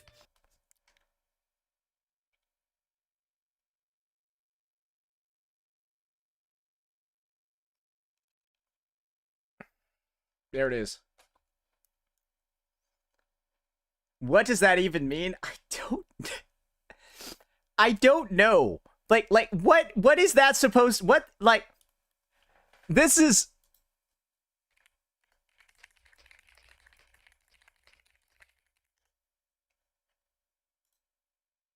How much more do you want from me? More. How much more successful do you want me to be? More successful. How many records can my records break? More records. But I'm the best. But are you a different animal and the same beast? Are you the Dusk from Tel Aviv? What the f does that mean, Kobe Bryant?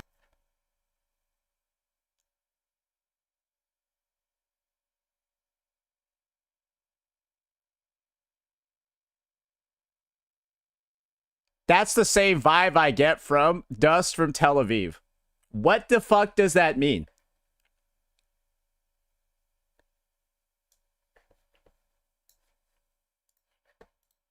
Easily the single worst character so far, that has makes me regret crashing out over Rossi, which is an incredible achievement.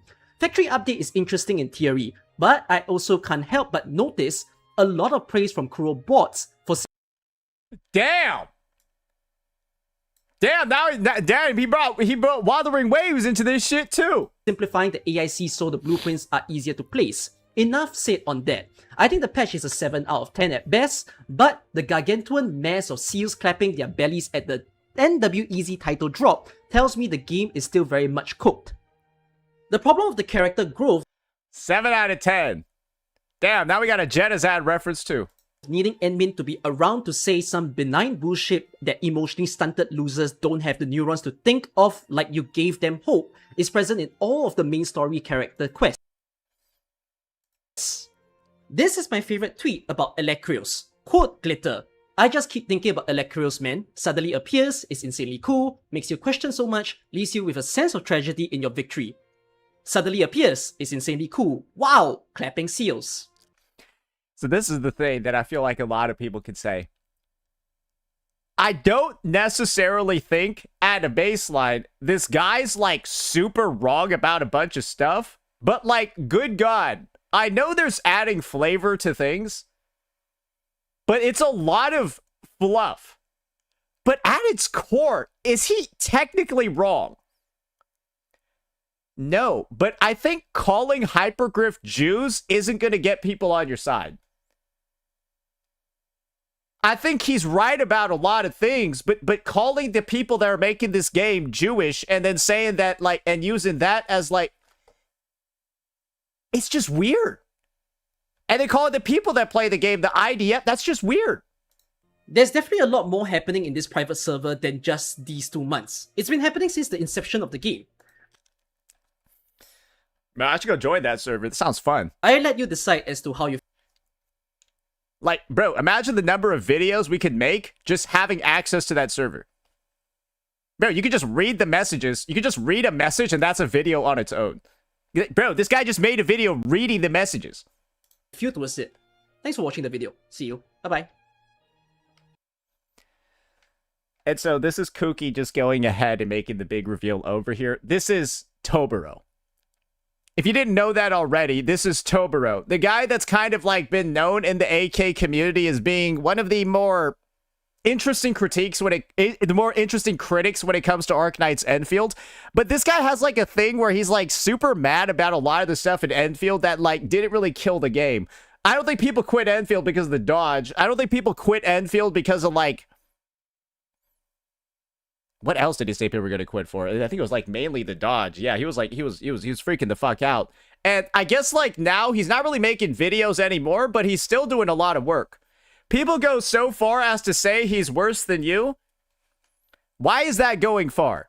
Can we just talk for a second over here? Like, what have I done that's even slightly close to this? What do you mean go so far as to say he's... Bro, this guy is calling the company and the players Jewish and then making these comparisons like it's...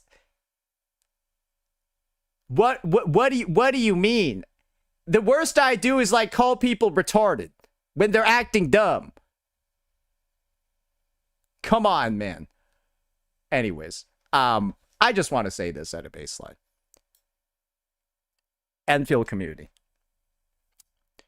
You can only give as much headspace to individuals like this as you want to give. And most people would kind of like view a situation like this as the ramblings of somebody that's literally insane.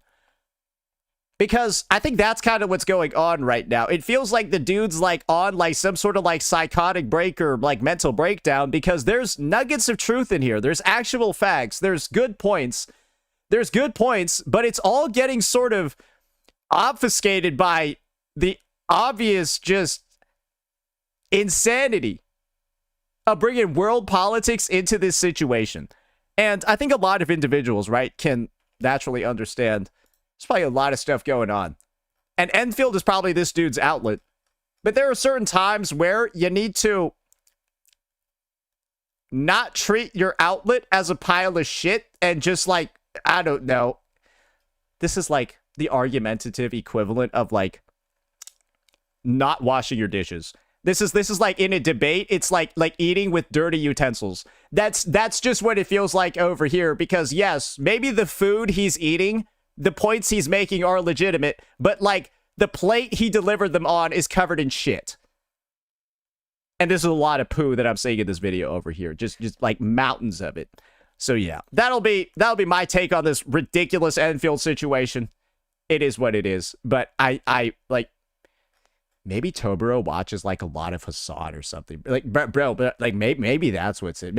Yo, if Tobero is like actually one of Hassan's like biggest viewers, that would make a ton of sense, right? Like would that not? Maybe that's where it's coming from.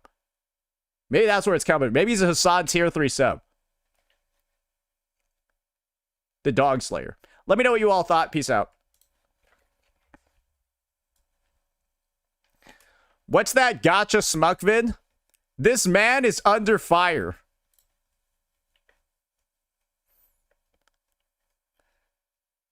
Motherfucker, why do I agree and disagree with Clay at the same time? Because C and C. That means I'm doing my job correctly. Why does this guy like remind me of like a gay version of Foxhole? Yeah, this guy sounds like a sort of like gay version of Foxhole. He made a video on you, did he? Saint is losing it again.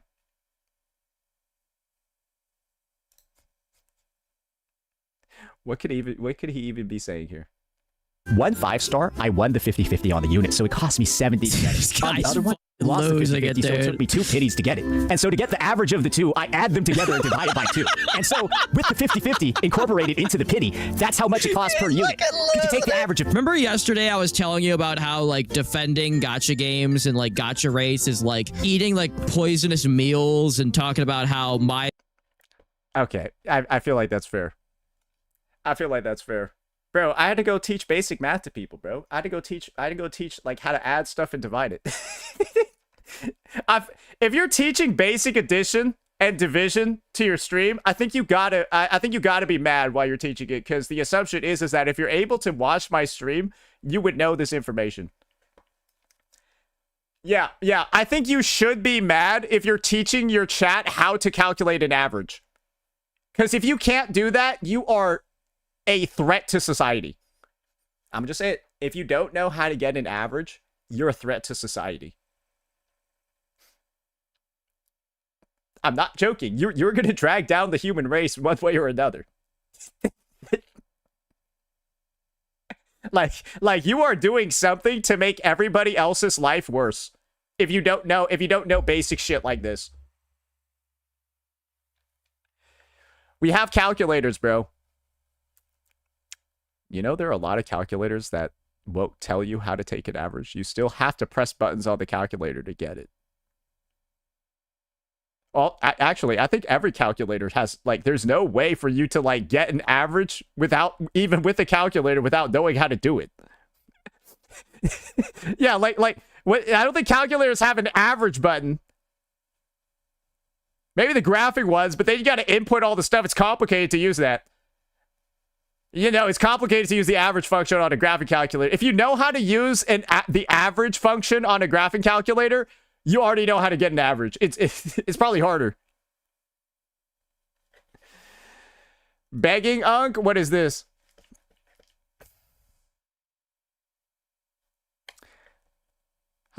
Ooh. This is a good one. Oh, this is a good one. But I already got so much stuff. I already got so much stuff that I have planned. Oh, this is a good one. No, Nigerians had good vids lately, but we're in the middle of a Suisui release, so, yeah, we're busy. Oh, let's talk about how to write a good gacha collab story. Oh, we're saving this one for later. Yeah, we gotta let this one perform first.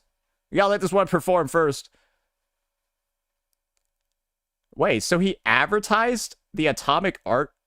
Oh, this is gonna be a good one. So he's advertising another collab while basically saying HSR is a piece of shit compared to Wuwa. Hell yeah. Hey, we'll watch that one later, bro. But this is the thing, guys. Nobody really cares about part 2. Nobody really gives a fuck about part 2 of the Fate collab, and I've, like, seen it, bro. It's actually non-existent because they killed it. They killed it with such a bad first... I think that's what it was. People just are not even considering it a part of, like, the update. Haven't heard anyone talk about it. It was like a flash in the pan. That shit was like 12 hours. And it was gone. Oh, yeah, we need to go see what Mr. Pokey's views were on it.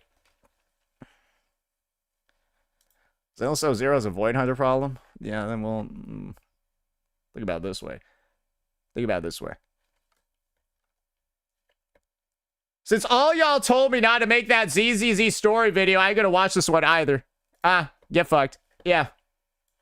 Yeah, you guys said, yeah, don't make the video about the Zzz's story. Okay, I'm not gonna make a video about this either then. Yeah, I don't care. Hey, you get what you asked for. Y'all were telling me to watch that video, but then not make my story vid. I just won't do both. I just won't do both. It's fine. A man of standards? Absolutely. Why? Because when chat annoys me, I like to annoy them. And I get annoyed when chat says no to something that I want to do. And so I'm going to say no to something that you want to do. Get over it. Cry me a river. Just don't be like Gacha Smack, though, and show me your teeth.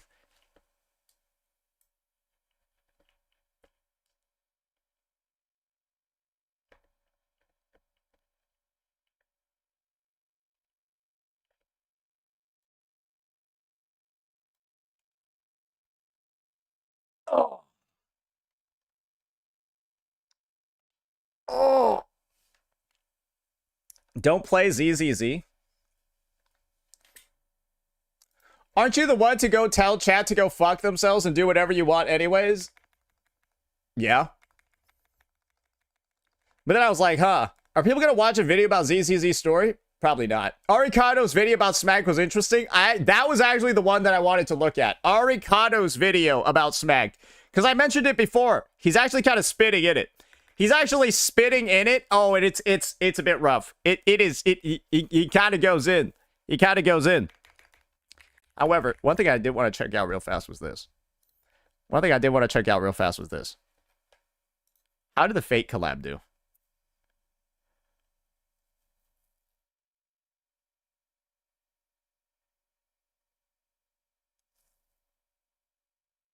Well, that doesn't look good. Hey, guys, whose summon video do you think is going to do better? Guys, whose Remiel summon video do you think is going to do better? Mine or Mr. Pokey's?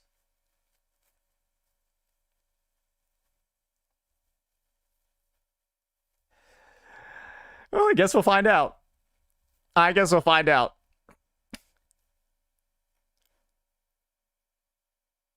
Damn.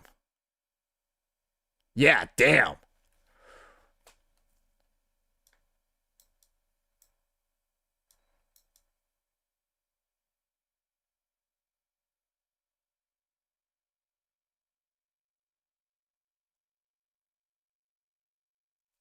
Anyways.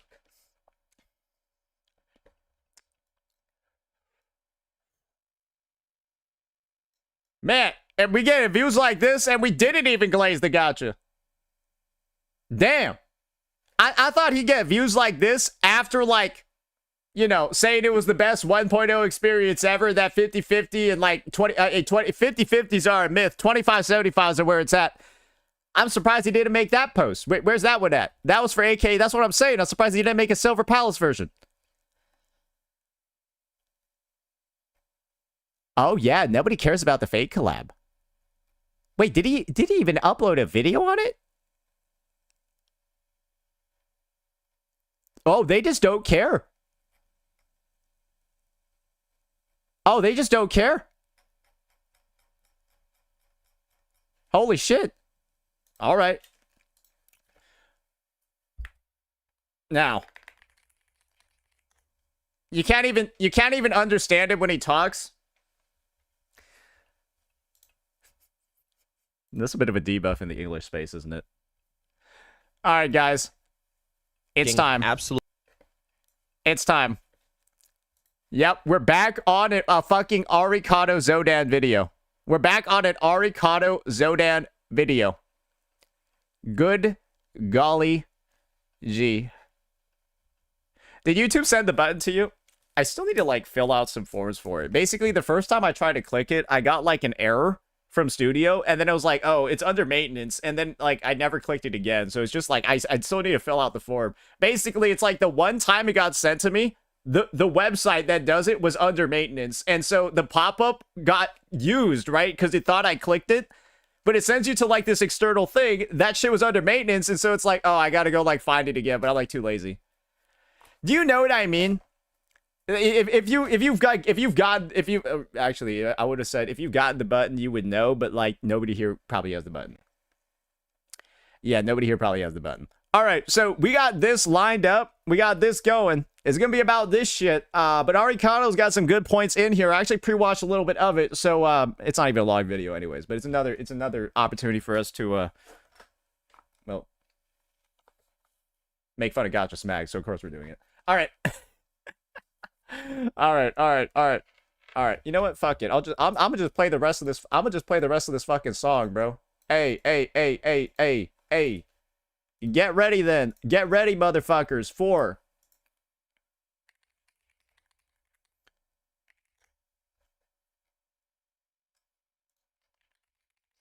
I'll just play the rest of this shit, bro. This is probably my new favorite song. Yeah, this is probably like my new favorite song, bro. I fought this guy like a couple of times in the end game. This is all I'm listening to now, bro. Hey, we'll just show you the fight.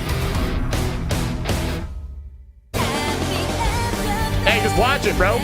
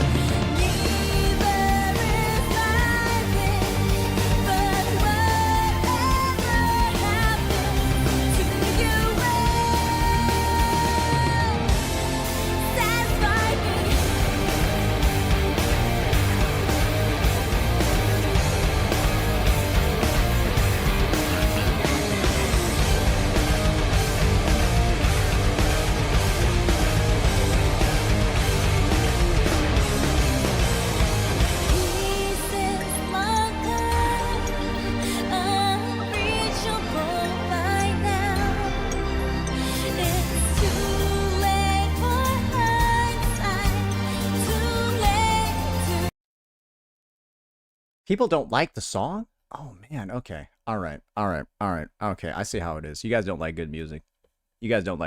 That's fine.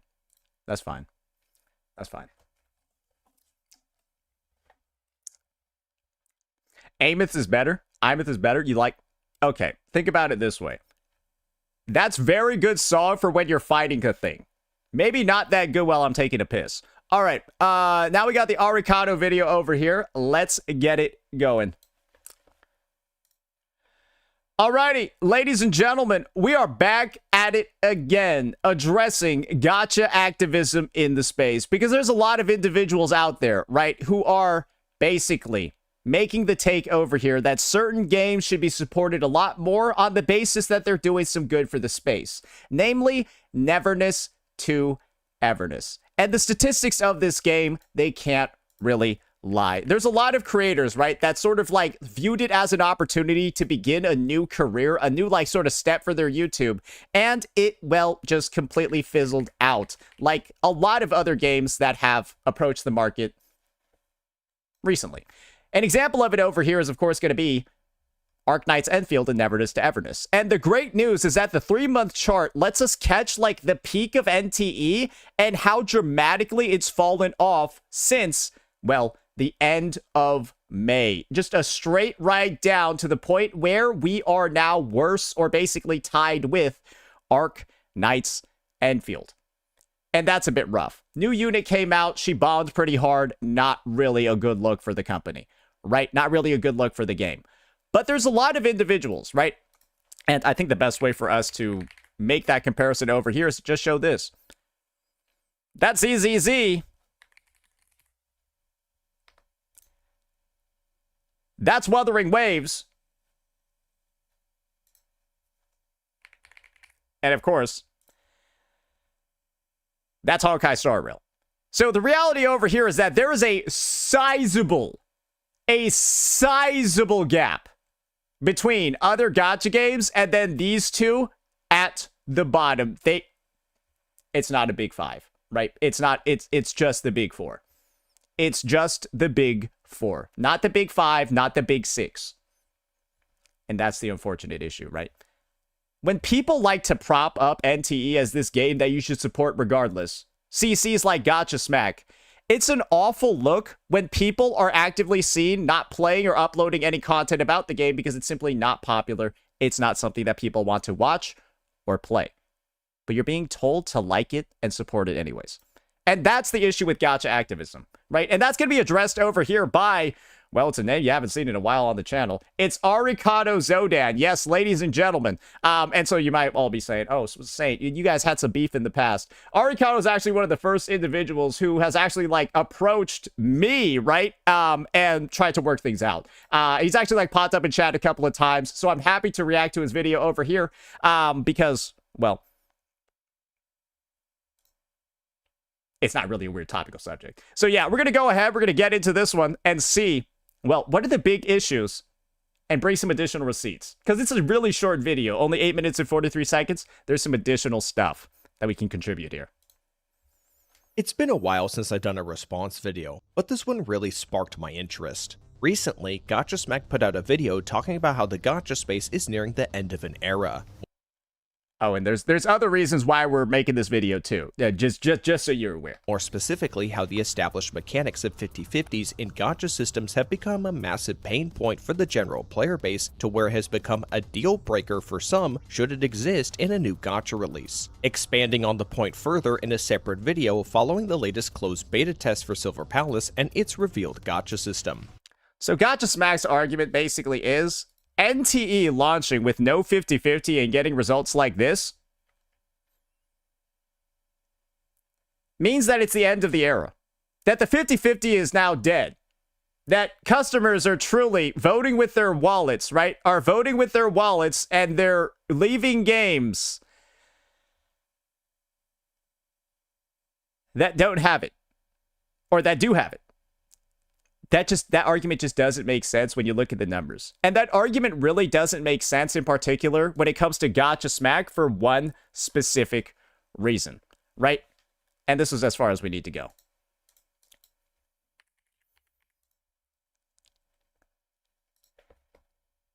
He doesn't upload any videos on NTE unless he's sponsored. He doesn't stream the game unless he's sponsored. He does nothing for the game unless he's getting paid to, because the game itself, on the viewership, the engagement he gets on YouTube, it doesn't pay the bills by itself. You want to know what does pay the bills by itself? Wuthering Waves. So that's why he makes and pushes out the unsponsored videos, because those actually get views, and that's actually the game that people play. And that's why the argument is so rough at a baseline. Smack would go on to say that if the community wants to see a positive evolution of gacha monetization in future releases, you should support games that offer better value propositions through a more generous gacha system, with Neverness to Everness being the game Smack says should be rallied behind and supported in service of that gacha evolution. I think that's a good summary of the main points. For those of you who aren't familiar with Gacha Smack, he's someone who frequently advocates for pro-consumer business practices and rallies his audience to demand more from the companies of these respective gacha games. And this is probably the best clip to be able to summarize that whole entire take. Castorus will be the straw that broke the camel's back in Honkai Star Rail. Uninstall. Then we just go over here, right? We jump on over, we show the transcript, and I played this a bunch of times before, but we gotta play it again. All these things out, and when people who were born in that 10 years, which is a lot of content creators you watch today, call these things out, you need to understand we are keeping it a fucking buck. And keeping it a buck, right? By talking about global passives, the power creep, all of that stuff that's bad for the game, right? Stuff that's bad for the space, stuff that's bad for gamers, the capital G gamers worldwide. Everything we're saying is for the betterment of gamers. Not the corporations. Not the corporations. Gamers. Get it through your thick fucking skulls, buddy, and let it marinate like neck bone juice. Get it through your thick skulls and let it marinate. Then you just take that, right? You take that whole dynamic, and then this is kind of like the end result. Wait a second. Wait 1 second over here. Does anyone have one of those clips handy? The one where he's like reacting to that Box 2 video? Anyone got that Box 2 video or that Box 2 react handy? Like I'm looking through my history right now. I think we looked at it. That shit wasn't yesterday. Nah, that shit was like on like the 27th.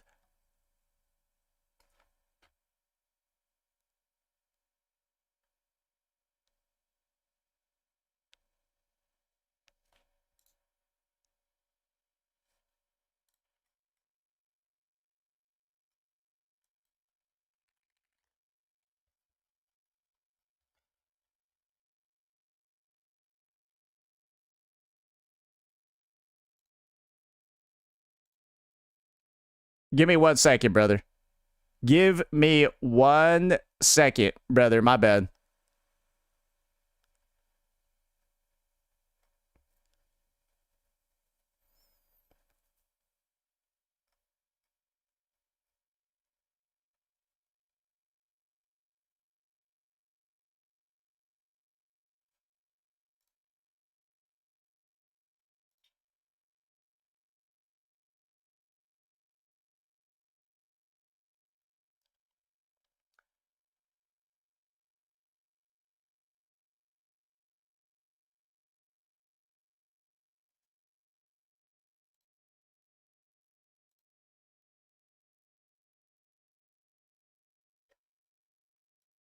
I might have to go find it manually, bro. I might have to go find it manually. Sorry, I should have had this one ready, bro. But like right now, I'm looking through my like fucking history. We get spammed so many fucking YouTube links, bro. We get spammed so many YouTube links. Holy shit. What's your expression? This is like my inquisitive look when I'm doing like some searching. Fuck, bro. Okay. I know what to do. Give me a second here. This is gonna be some forbidden technology. Oh, no. That day when we streamed, we weren't on YouTube. So I'm not able to use my transcript to be able to find it out. Fuck, that's not good. All right. Yeah, I realize I'm edging the fuck out of y'all right now. Yeah, no, we doing some capital E edging at the moment.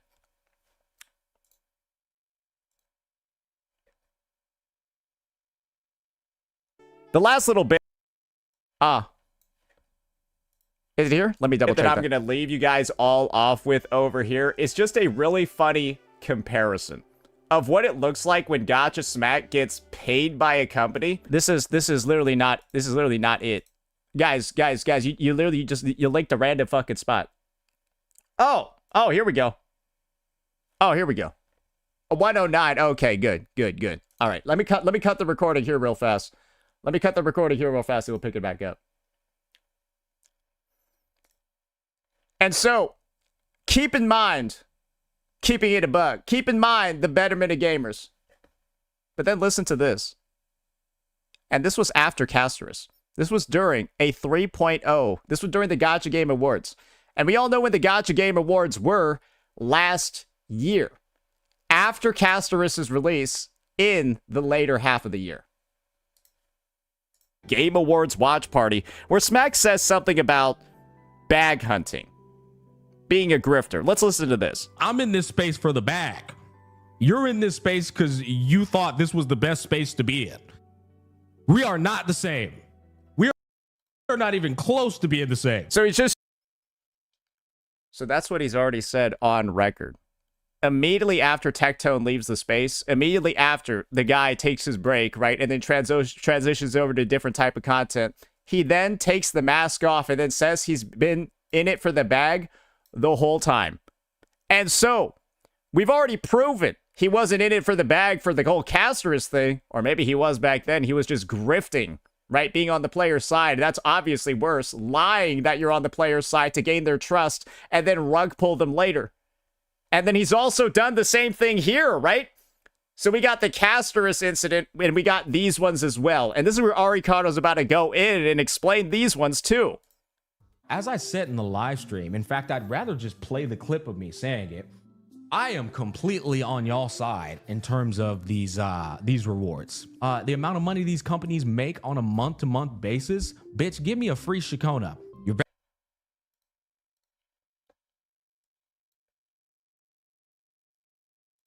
the best space to be in. We are not the same. Space for the bag. Bag hunting. Being a grifter. Let's listen to this. I'm in this space for the bag. Battling for the consumer to get more out of this game. I'm not on the company side. Fuck the company.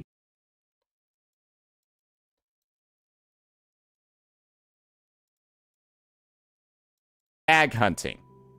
Being a grifter. Let's listen to this. I'm in this space for the bag.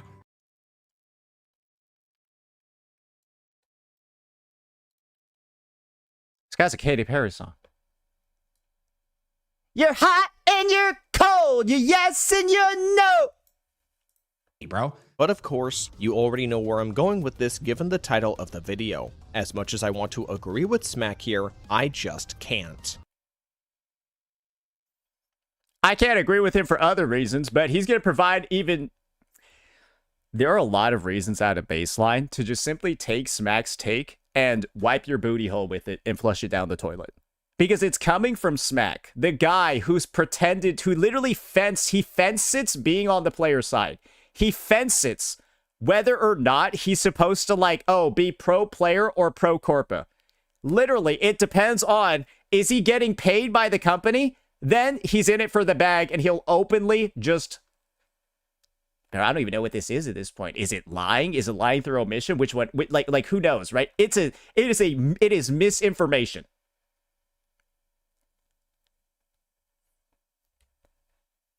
But then you have the whole actual basis of his argument of NTE being a game worth supporting in the first place, and that's the other half.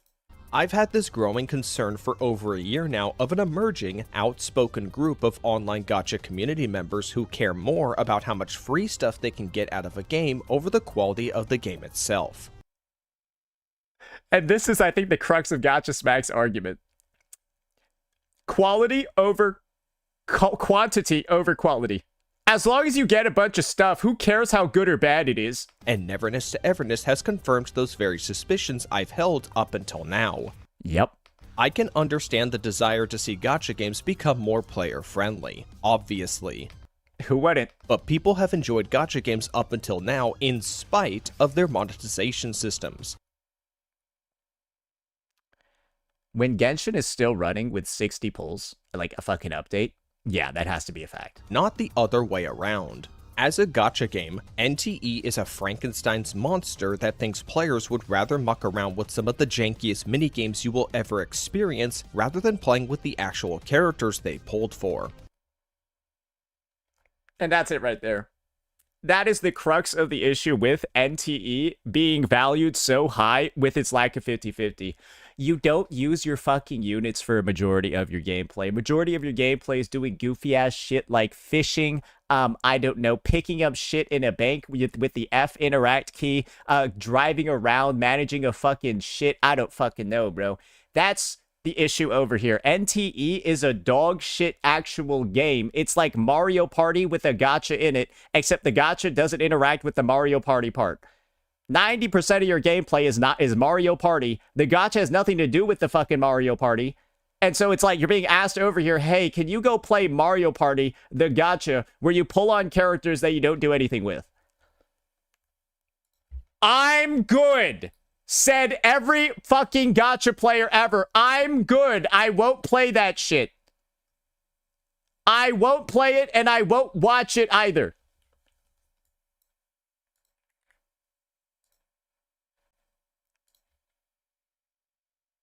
Guys, when a majority of your gameplay is minigames instead of the actual fucking game itself, and people are going to naturally view the fact that you never use your characters as a big hit on the game's overall value.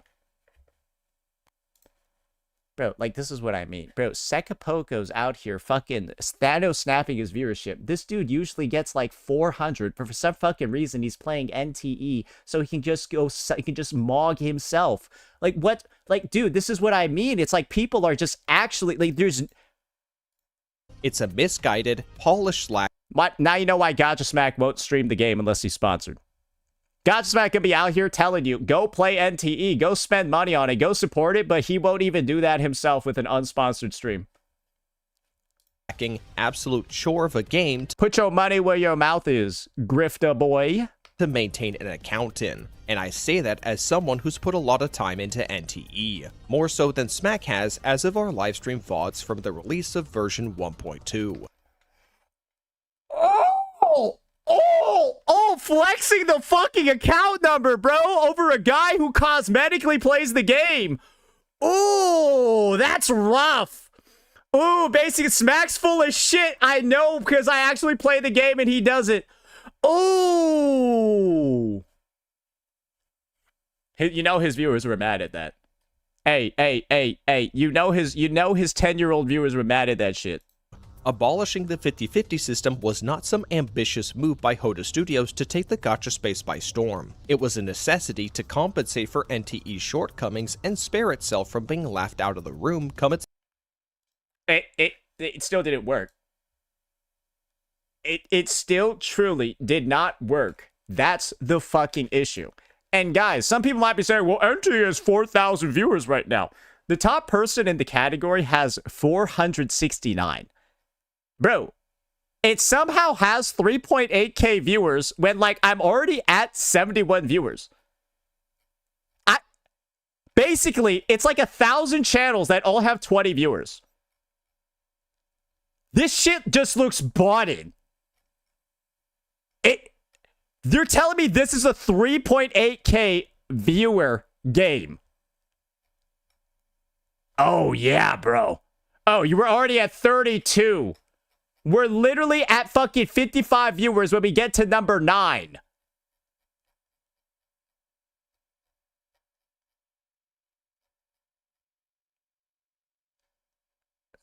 So the company is faking the numbers as well. Its initial launch. Like, actually take a moment and think about it. Check their Steam numbers for the new banner. Oh, why not?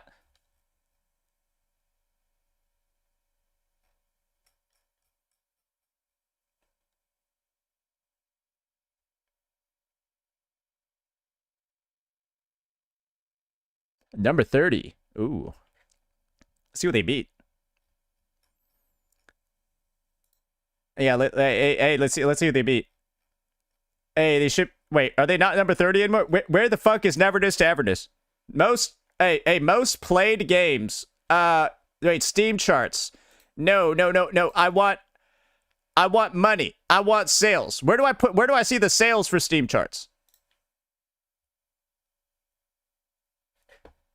Here, global top seller. Hey, there we go. There we go. All right, let's check it out.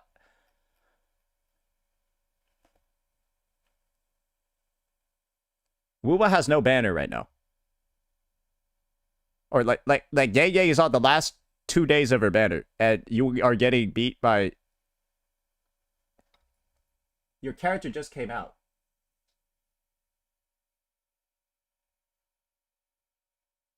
Wait, so like Woowa on like...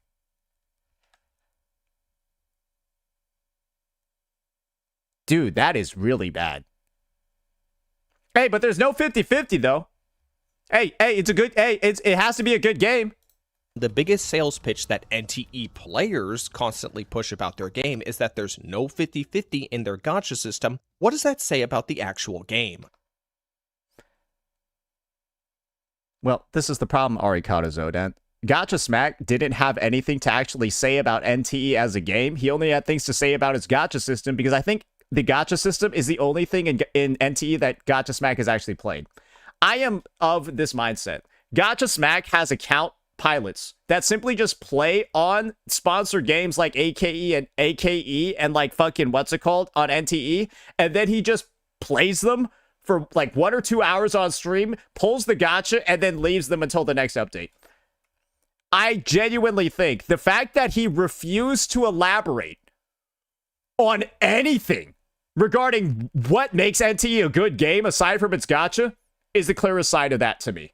Because Arikado went in, talked about the lack of features, then of course flexed this dude's inexperience with the fucking game, and the fact that like he's like so low leveled compared to everybody else. I think it speaks volume that the only thing Gacha Smack can say positively about NTE is that its gacha is good. Push about their game is that there's no 50-50 in their gacha system. What does that say about the actual game? It's dog shit. It's fucking bad. It's so immemorable, or there's like nothing good to say about it. That's why Gacha Smack could only just spam that it has no 50-50 while begging people to play it. It is secretly unsponsored video, or you would be led to assume that when nobody's gonna know for certain. Wait, she's not speaking? I thought she would say something. This is supposed to be a parasocial hangout. How am I supposed to bond with the character if she's not talking? And I was hoping this shit would be voiced. Oh, okay. Hey, what's up? Wait, so it's like an unvoiced, like, hangout shit like that? Obviously. There are a bunch of characters you could do that with, but that seems like a waste of fucking time.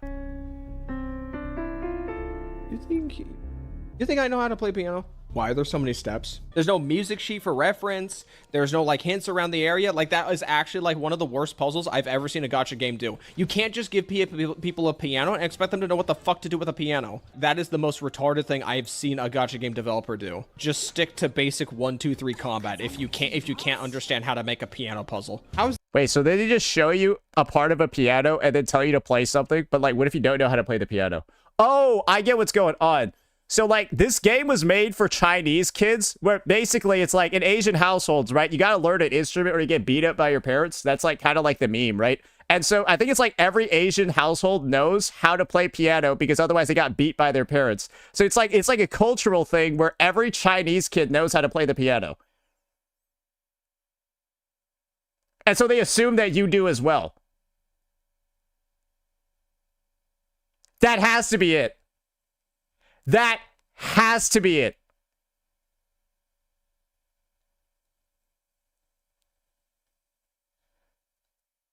Everyone's saying this puzzle was hard as hell. You need Google. Oh, that's not good. I've seen a gacha game developer do. Just stick to basic 1, 2, 3 combat if you can't understand how to make a piano puzzle. How is there nobody behind us? What the fuck? What the hell? Why did we just respawn at the start of the race? This mode doesn't work if not everyone's going to play. You need people in the back picking up support tools to keep the guy in front in check. I guess they're just gonna screw around the car. Wait, how many people are just sitting at the end? Did all of them just give? I think all of them just gave up. Y'all. No, they're trying to get their weekly stamina out of the way. Because you need to spend 700 of it in this game. You need to play for like 2 hours every week just playing these goofy-ass minigames. So you know how he's not showed any of the combat? That's because that's what the gameplay of this game is. You're never using your characters. You're... Want second place that badly? He's just watching! Now I'm getting stagger looped. Just fucking kill me already. Like, I don't even need... I just need one more painkiller, and I'm out of stamina anyway. Like, just... Jeez. It's not even really fun to win in this mode. You just make the other person have a miserable time. I'm just gonna say that right now. So anybody's saying, oh, you're just getting mad because you lose. No, I would be... Bro, he's got the Porsche... Bro, I think he has the Porsche skin, too. Bro, I think this guy spent a lot of money on this game. He'd still be saying this mode is shit, even if I think he spent more money than Gacha Smack. So it's like... was winning. Yeah, I'm gonna take the Genizad approach and take his opinion more seriously because he spent more money than Gacha Smack did. Just finished 999 Nights, complete with his own credits, about 3 to 4 hours with all the treasure hunting and listing all the comp. Yeah, I'm pretty sure Arikano's going to NTE Fest too. He's going to Hana Fest. Okay, well, what did you think about 999 Nights? Because I played it maybe like what? I'm like maybe halfway through it, and I'm so tuckered. Why is this dude's in Relink? Out of it already. I was tuckered out of it like day one. Honestly, day one. Whacking mobs that don't really put up much of a fight, and then there's like a boss which just doesn't really do anything. He's talking about the RPG mode that everyone was cumming themselves over during the live stream, thinking that it was like God's gift to gacha, and apparently it's dog shit.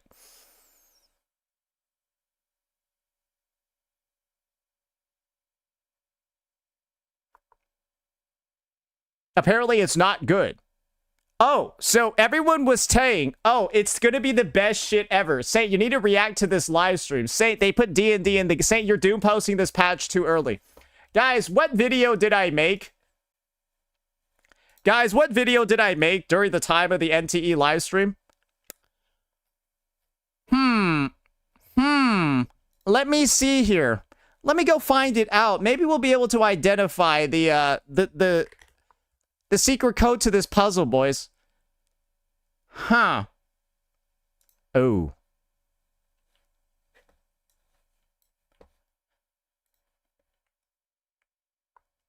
Goodbye, NTE.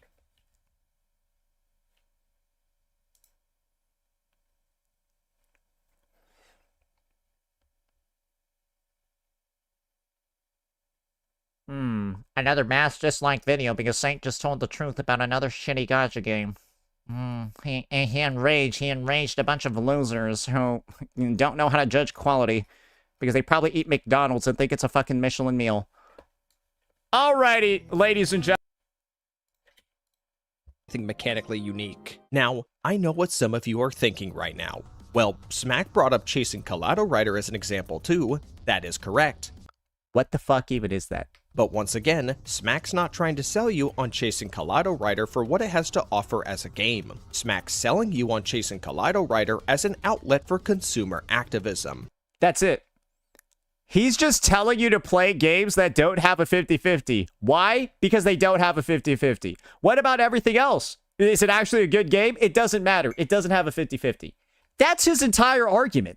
And by the way, this is a menu-based RPG with a real-time battle system and visual novel-style dating simulation. This game isn't going to influence anything. Just being menu-based alone is enough to turn away mainstream audiences. Also, while on the topic, so that's Chasing Kaleido. Oh, wait, that's the game. Wait, that's the gameplay that he's shilling? Oh, I need to see this again. Hey guys, this is what Gacha Smack is telling. Hey, remember, that's what Gacha Smack is telling you to fucking play next, bro. Hey, go from NTE to that, bro. He's telling you to go from NTE to that. Quit woo-wah. Go play NTE, then go play that.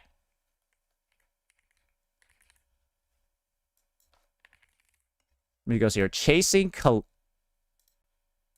To that principle, because if they don't, it's going to be a massive market capture loss. And on top of that, just recently, Chasing Kaleido Rider, another upcoming gacha game that's not PvP, that's important, just announced no 50-50, and they're adding limited banners into the standard banner upon their banners. Why are you putting sponsored segments into non-sponsored videos? This is literally hashtag ad. Expiring. This is, again, in the right direction. Another game people need to support. It's important you support these games because that's how you tell future developers we don't want 50-50s in our games. But them on top of NTE doing this, not only is it going to put... And this is the gameplay of the game he's telling you need to go play and support. Not sponsored, by the way. As an outlet for consumer time battle system and visual novel style dating simulation. This game isn't going to influence anything. Just being menu-based alone is enough to turn away mainstream audiences. Dude, I actually think the FTC needs to investigate this guy. I'm not joking. I think I am now under the impression he is getting paid to say these things. I legitimately think he might be eligible for an investigation, bro. I love how Sarah of the fucking... You guys remember Sarah saying, I'm the guy who's committing FTC? This is the most clear-cut... If it was one, this is the most obvious one I've ever fucking seen. What is this? Is he actually... Like, is this truly a game that Gacha Smack's audience is going to, like, and it's not grifting if he's telling people to go play it? Not showing gameplay, just saying, it's got no 50-50, it must be good, go play it. You need to support this. Also, while on the topic of generosity not being an indicator of quality or even personal enjoyment, need I remind everyone of Do It Night Abyss?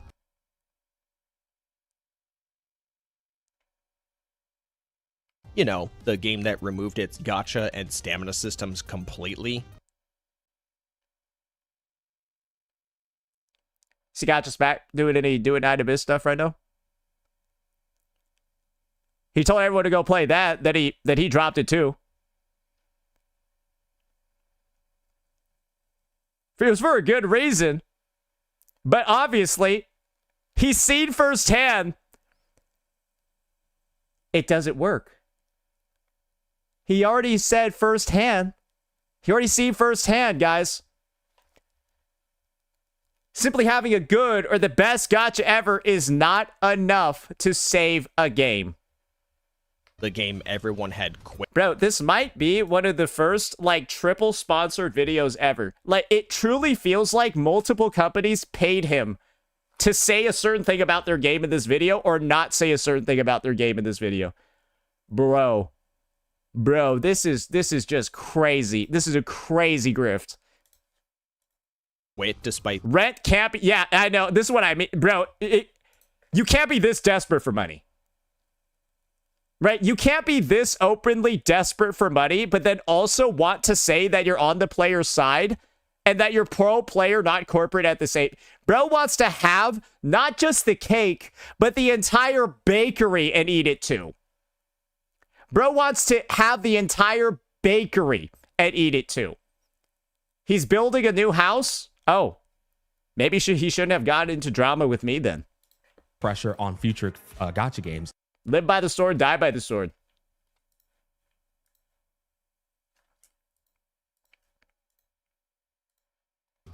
Sounds like a personal problem. So player friendly, and let's not displace its failure on the multiple security breaches. It was already in a dire state before any of that even occurred. This is critical levels of danger in terms of EOS. And now they have reached a insane level of danger for EOS. I think at this point, it might be imminent. He's like almost crying because the bag is like fading from his eyes. Gonna be real because I think he's more sad about the fact he can't get any more bags than the game actually dying. He's more sad about the fact he can't get paychecks. I think that's what he was truly sad about. Trust has been broken, man. I don't think there's any coming back from this one. I'm gonna be honest with you. The bag ripped, yeah. We're already in a pretty. Now, when you frame this as the guy is losing a paycheck that he desperately needs, it's just funnier. It's just funnier. Sticky situation. They were already in down in the dumps in terms of a player base. I can't see a future where they aren't eventually going to announce EOS. I'm just going to come out and say it. It pains my heart. Look, I'm all for seeing improvements to monetization in existing and new gacha releases. But when this is the game being pushed as the new standard, It's just goofy. Why couldn't your grifting ass have just waited for a good game with no 50-50 to come out? Then you wouldn't have to grift. You could realistically say, support this game because it's good and it has no 50-50, and then move on from there. You could have just done that, but you instead decide, hey, I assume that this is what occurred. Bro got sent like a video offer from NTE, got sent a video offer from like whatever, and it was like, hey, just don't make it sponsored though, but hey, Silver Palace is coming out, all these other games. We really need you to advertise the 50-50 or there's no 50-50, right? We really need you, right, to go ahead and like push for NTE right now, bro. We really need you to do that. That's what it seems like. Because there's really, truly no way the guy who doesn't play the game, the guy who never streams it, makes videos on it, does content for free on it because it's not a good game, is telling you that you just need to play a game that he himself is saying isn't good. Because Gacha Smack, when you don't play the game, when you don't stream it, when you don't talk about it, unless money is involved, landing in your bank account, you are telling your own community and everybody out there this game sucks dick and that you're just being paid to shill it. And guys, you can also view it this way. Even if Gacha Smack didn't get paid for this one, if this is securing a bigger contract or another deal, or it's like, hey, he's doing this to sweeten up the pies for his relationship, it's the same damn thing, morally. You're grifting for the bag. But then again, right? But then again, ladies and gentlemen, Smack has to be the first person to tell you himself that that's exactly what he's doing. Because he's already said it so many times. He's in the space just for the bag. And when you understand that statement, that means that Gacha Smack will lie to you for the bag. Because that's all he's there for. And he's already proven he doesn't care how he gets it with his actions over the past 6 months. Because he's already lied plenty of times for AKE to get their bag when it comes to videos like this. And we have the proof of it. So don't worry, we're not spreading any misinformation or false claims here. I'm not convinced you put much thought into this one. And it's not like the Wait, let me hear that. But when this is the game being pushed as the new standard, I'm not convinced you put much thought into this one. Well, he's just in it for the bag, not for his thoughts. And it's not like the existing gacha lineup isn't already moving in the direction of becoming more player-friendly. An example of this can be seen with the special rerun banners found in Girls Frontline 2 and now in Zenless Zone 0. And while yes, the irony isn't lost on me that the benefit of these banners is the temporary removal of the 50-50 for at least one character and the removal of the 75-25 for at least one weapon, it's nonetheless an acknowledgement that as older characters drop in value for a player's account, their asking price should follow suit. I mean, you could also weave in Wuthering Waves' rebate banner for the old units where I think you hit pity in like 40 or 50 pulls. Yeah, I think you hit pity in like 40 or 50 pulls on that banner, and then you can just get one of the 5 stars on there. Reintroducing the concept of you do have a 50-50, but you could also just get lucky like me. I pulled the Ling Yang on my first 10 pull. Appreciation of good. Now I'm guaranteed on it. Who knows who will be next? And giving consumers the option to wait for a sale. And I hope I don't have to explain how GFL2 and Zzz's are better games than NTE in terms of content. They are. I hate Zzz's, but I will be the first to tell you it's better than NTE. And polish. The success of modern gacha releases is not exclusively from their predatory business practices. It's contextualized alongside their positively received characters, gameplay, story, world, and content offerings. And NTE's story is dog shit, NTE's world is dog shit, NTE's exploration experience is dog shit, NTE's minigames are fucking bad, and NTE's combat is bad. Every mainstream gacha has their own unique problems, of course, but NTE indisputably has the most problems that could be felt all the way down to its very core.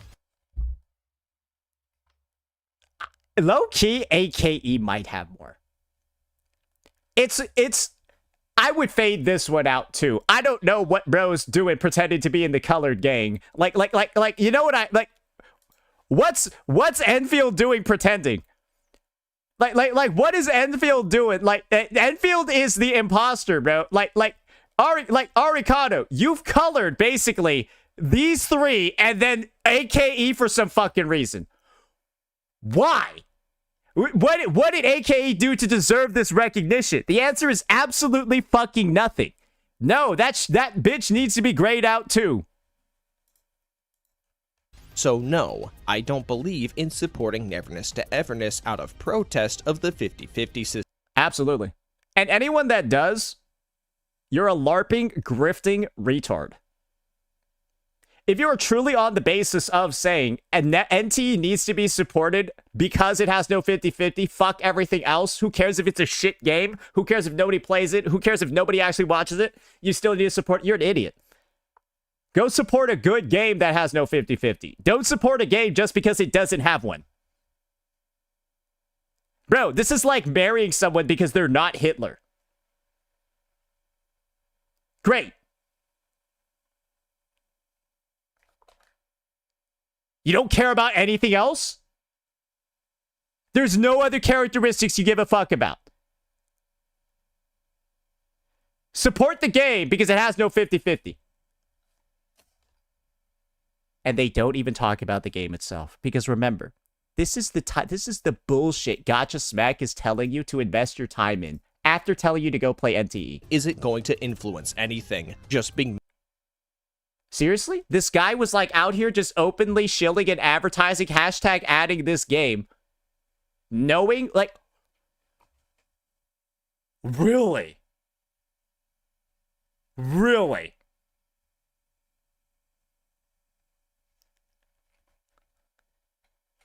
I think this comment over here really does summarize it very, very, very well.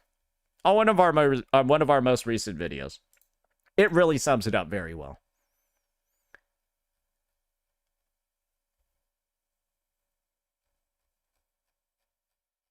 Wait, did it get mass downvoted by Smack viewers? Oh, they didn't like it because it was really accurate.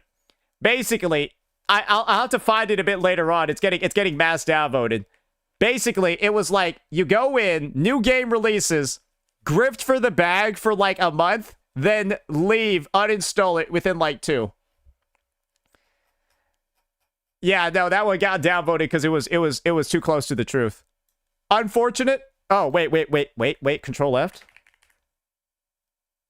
Wait, we might be able to find it. Oh, this timestamp is funny though. It just listen to stream, bro. What the fuck is this sellout? What? Wait, what? What? What do you? He gets called. That's still the funniest clip. He gets called to sell out, and then he knows he's selling out, so he gets stun locked. In the most caught moment anyone's ever seen on stream before. This is why people say alcohol shows the true side. Alcohol reveals your honest feelings. Because his honest feeling over here, because you know this guy's drunk as a skunk with the old-fashioned in his hand and a check from Hypergriff in the other. You know he got caught. Big time. Called out by his chat, bro. Wait, what? Yeah, because your chat is a retarded, Gacha Smack. They remember you schizoing out over $100 not being enough to guarantee a Woo-Wah character and a weapon. Now they see you happily spreading open both your wallet and your cheeks for Hypergriff Live. Then they... Well, now it's spreading them for NTE Live. And then also, I guess, chasing Kaleido Rider Live. It doesn't fucking matter, bro. Bro, them cheeks be everywhere. Bro, Gacha Smack got the most flexible cheeks in the space with how many games are in there all at once. Good God. That's crazy. Anyways, I think that's gonna be... Wait, did we finish out this video? I think we did. I think that's gonna be it for this one. Wait, no... Did we even finish this yet? I don't think we did. Player-friendly gacha. It will more likely... Nah, I think we left it off here. Holy shit. ...of the 50-50 system. This will not communicate to gacha companies that we want a more player-friendly gacha. It will more likely communicate to gacha companies that they can push out a hastily put-together mess and make a quick buck off of it. That's what NTE feels like. No 50-50 slapped onto a game that needed multiple years of development, and they use the no 50-50 as like early access to get people to buy in, even though the game isn't good. And it's not working. And with the recently revealed details surrounding Silver Palace's gacha system, it here we go. Should be evident that Silver Palace is confident in its ability to stand toe-to-toe with the established competition. And I think that's where you can really tell the value proposition of a game. If a game thinks it can get away with a shitty gacha system, it's basically saying, we got a really good game. And guys, if AKE was actually God's gift to gacha, AK's gacha system being bad would not be enough to make the game perform like this. A bad gacha system will definitely kill a game. A bad gacha system isn't enough to kill a game, but a good gacha system isn't enough to make a game good either. And this is the situation. AKE was not good enough of a game to warrant its gacha. So it died. And Silver Palace right now is making a very, very, very risky bet with their 2575, their system that looks worse than AKE in some ways, but then better than the other, but it's just worse than every other gacha as a whole. They're taking a big bet with this one. But when Wuthering Waves is the game that comes in with a more generous gacha system than all of its competitors, and then it's also a better game than all of its competitors at the same time, this is your real competition. You're asking players to play a game with a gacha worse than Woo-Wah. Is the game better than Woo-Wah? Because that's what the argument then becomes. You're asking people to play a game with a gacha system worse than this one. Is your game better than this one, though? Is it going to be worth it? And the answer most people are saying is, hell no!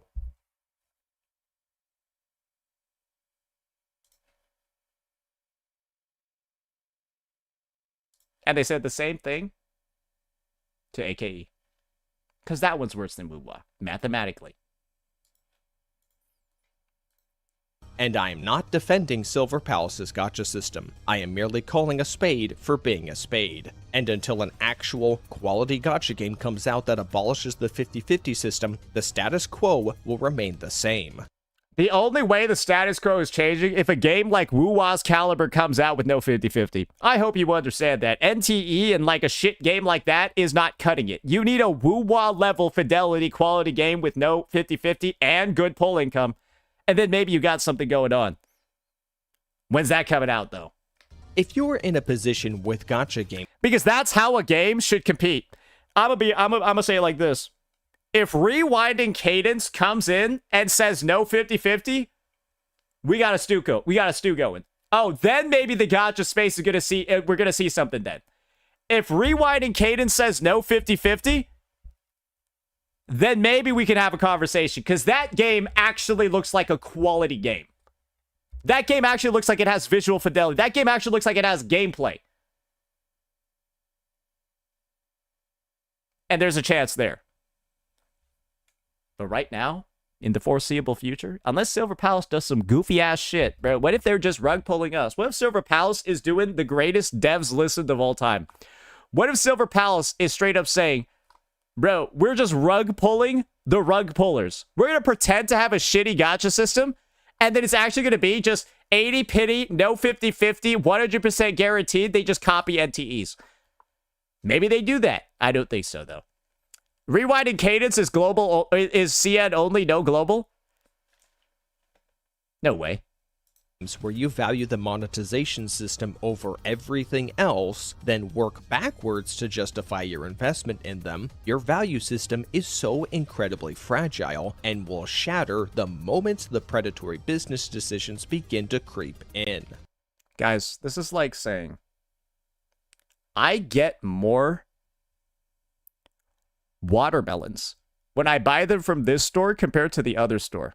The watermelons you buy that are cheaper are rotten and moldy and taste like shit. But you're just saying it's better because you got more watermelons for $20. These guys are just saying you're getting more 5 stars, you're getting more units, but they don't forget the units are shit. And you don't do anything with them in this game. So it's like, yes, you have more of a bunch of shit things. Great. Quantity over quality. Quantity over quality. That's what this guy's entire fucking argument is.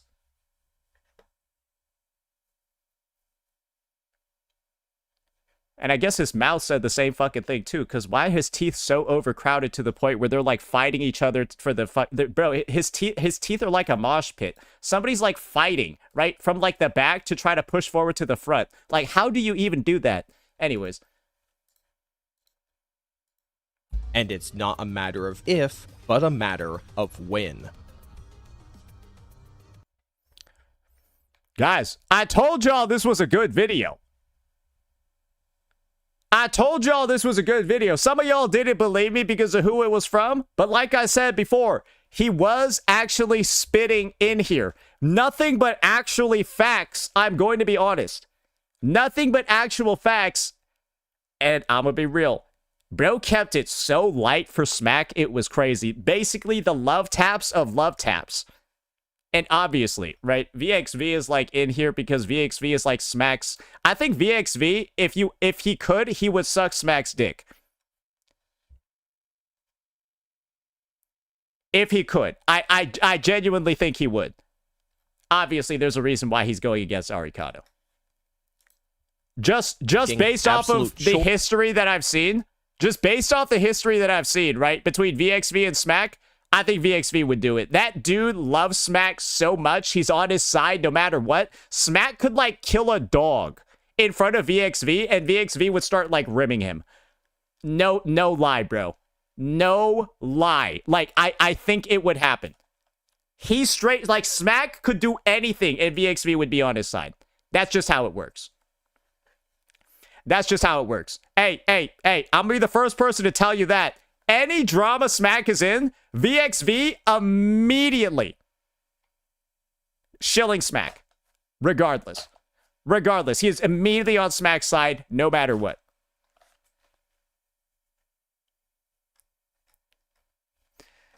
Why is Ugg making him gay? I'm not the one making him gay. His channel's the one making him look gay.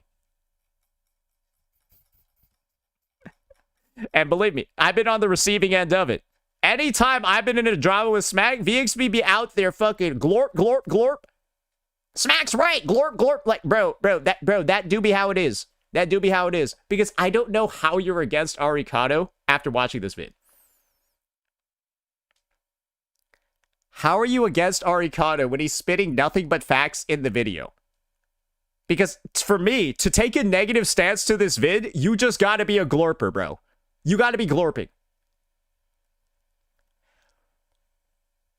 Because how are you opposed to this one? It's just facts, bro. Smack is telling you to play this fucking game.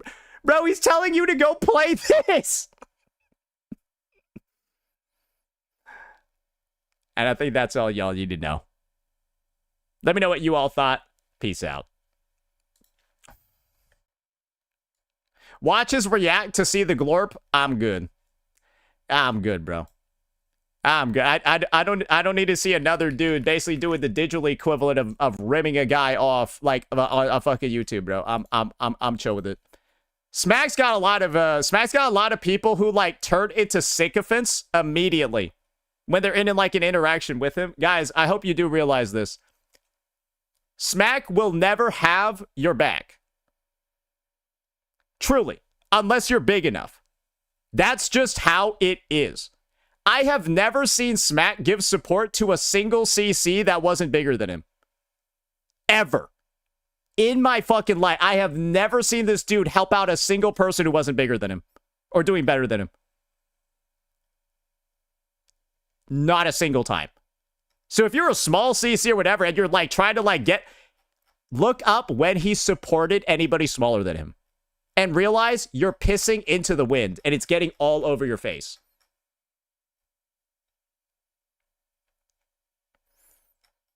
He helped Genazad. Genazad takes this guy and 10x's his Twitch views.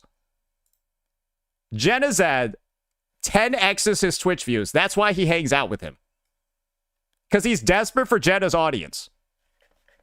He's desperate for Jenna and Pokey's audience on Twitch. And it's so clear.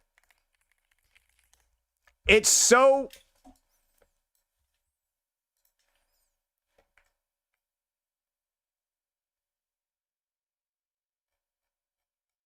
This is what I meant by Jenna mogs his ass on Twitch. Like, a lot of people mog his ass on Twitch. Captain Cabinets, the biggest Wuthering Waves streamer, mogs his ass on Twitch.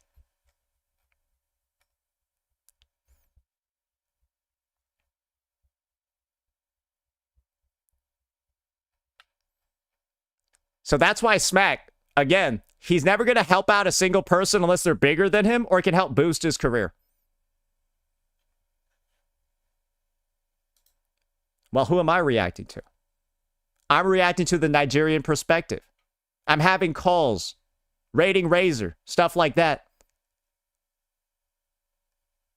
I ain't never seen this dude help out a single CC, bro. Not a single one. Ever. So if you try to, like, get on his good graces thinking he's gonna, like, where would your evidence be of that? Where would your evidence be that he does anything for anybody other than himself? I think even his friendships, bro, are entirely just so he can try to, like, get some views somewhere. It's so inauthentic. So fucking fake. So fucking fake. Oh, I helped out Glaive back then, too. Help out Glaive all the time. No. Guys. Actions speak a lot louder than words. And this guy is one of the filthiest snakes in the space. Man, it's so much fun doing this. I can just sit here and talk shit about this guy and his content. I love it because everyone knows this guy is so full of shit. And he's done so much in the past 6 months, I've got infinite ammunition. No lie. Dude, and you know what the funniest thing is? This dude's, like, boyfriend, Loki Gacha, has just, like, stopped making videos about me. Dude, I think he gave up. Dude, he gave up. Smack's mod was on, like, a campaign against me. Then Smack ran away and he did too. Dude, He made a video about Arikado going after Smack. But not me. This dude made a video crying about Arikado going after Smack. Arikado's the new me. Bro assumed my position. So, of course, that's actually another reason for why we decided to react to Arikado's vid, because that's who they've moved on to, guys. They've moved on to him and are attacking Arikado instead of me. That he's doing it, then fucking VXV does it too. Guys, where are my videos? Guys, I'm the one taking a shit on Smack and the highest viewed. Why guys reacted to Arikado?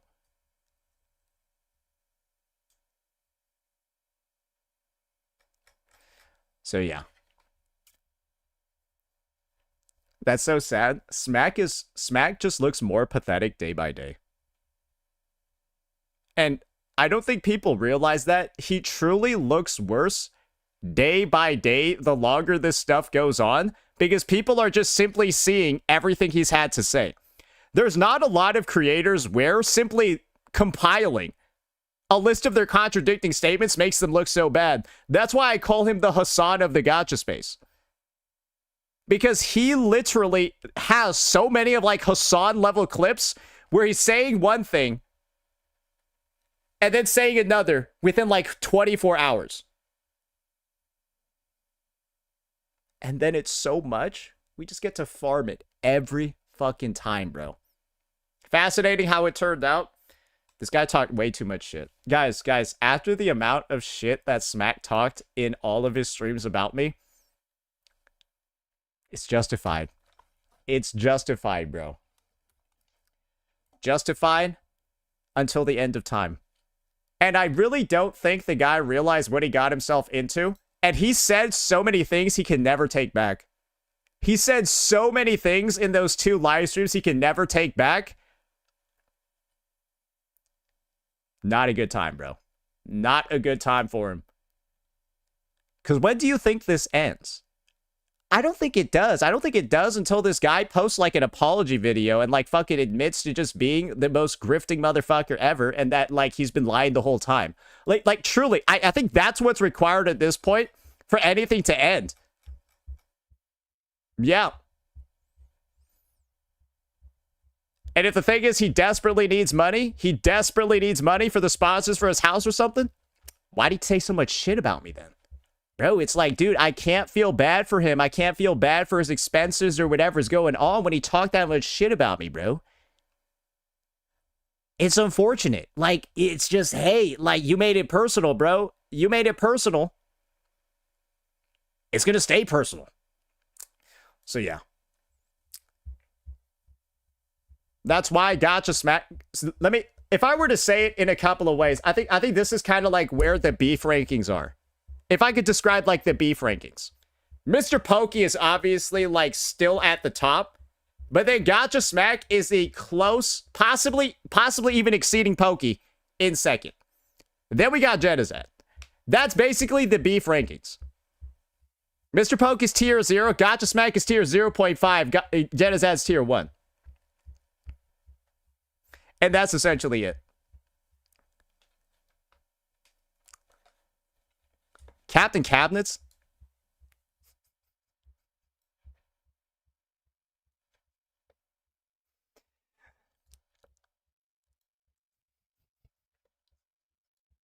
She's the biggest problem.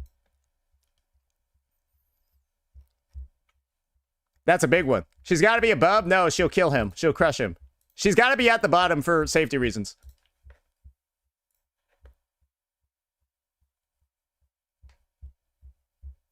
Right, you can't have the heaviest... Like, when you're making a human pyramid, the heaviest person's got to be the base, right? Same with tier list.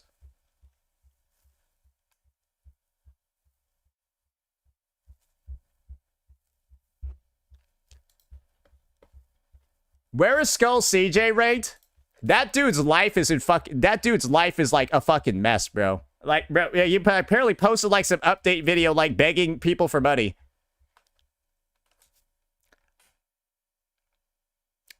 I'm just saying, like, hey. Sometimes stuff happens, doesn't it? Maybe you should have been spending your time on YouTube making videos that could be monetized instead of sexually harassing me and making videos that YouTube themselves demonetizes because it's so sexually explicit in content. And spending an entire 2 months doing that, making $0, and now you're begging people for money. It's an odd look. It's a rough look. Then how is he S6ing every character? If a guy's S6ing a bunch of units and then seen begging for money afterwards, I assume he's lying. So whatever's in his video, if you're on the record S6ing units on the regular and now you're suddenly broke and begging for money, I don't know. It sounds like a scam. I don't really know. Yeah, I mean, he's just like guys, don't be out as a CC. This is my personal take. Don't S6 units, then later beg for money. At least make it like at least 5 years in between. I don't think within the same calendar year you're allowed to S6 a unit and then beg your community for money. Is that fair to say? Maybe he didn't know how a credit card worked and he was like, wait, my credit limit is $20,000. Did they just give me 20K for free? So I can just buy 20K worth of stuff, right? I'll never have to pay it back. I feel like Skull Siege is the type of guy that would have done that. It seems like it. I don't know. Because, like, why are you S6ing units, then suddenly you got a money problem, and now you begging your community for money later? Bro, you can't be doing that after you on the record S6ing multiple units.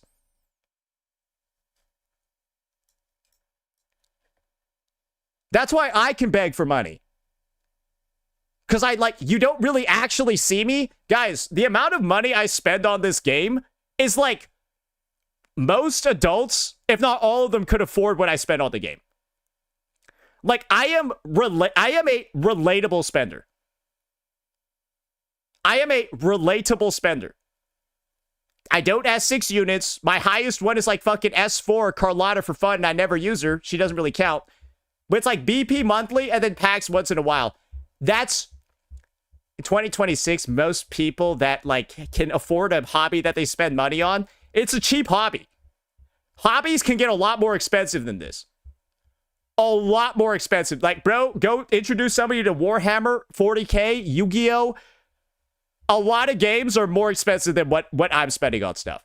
Like, truly, a lot of hobbies. Way more. And so I can beg for money. Because I'm not out here wailing on the fucking game. It's basically, I'm not begging my chat for money to go wail. Because that's just fucking, it's just fucking pathetic. But if you don't wail, you're not seen spending exorbitant amounts of money, and then shit hits the fan, well, then it's not as bad, right? Because it's like, wait, so instead of wailing on those units, shouldn't you have been making an emergency fund?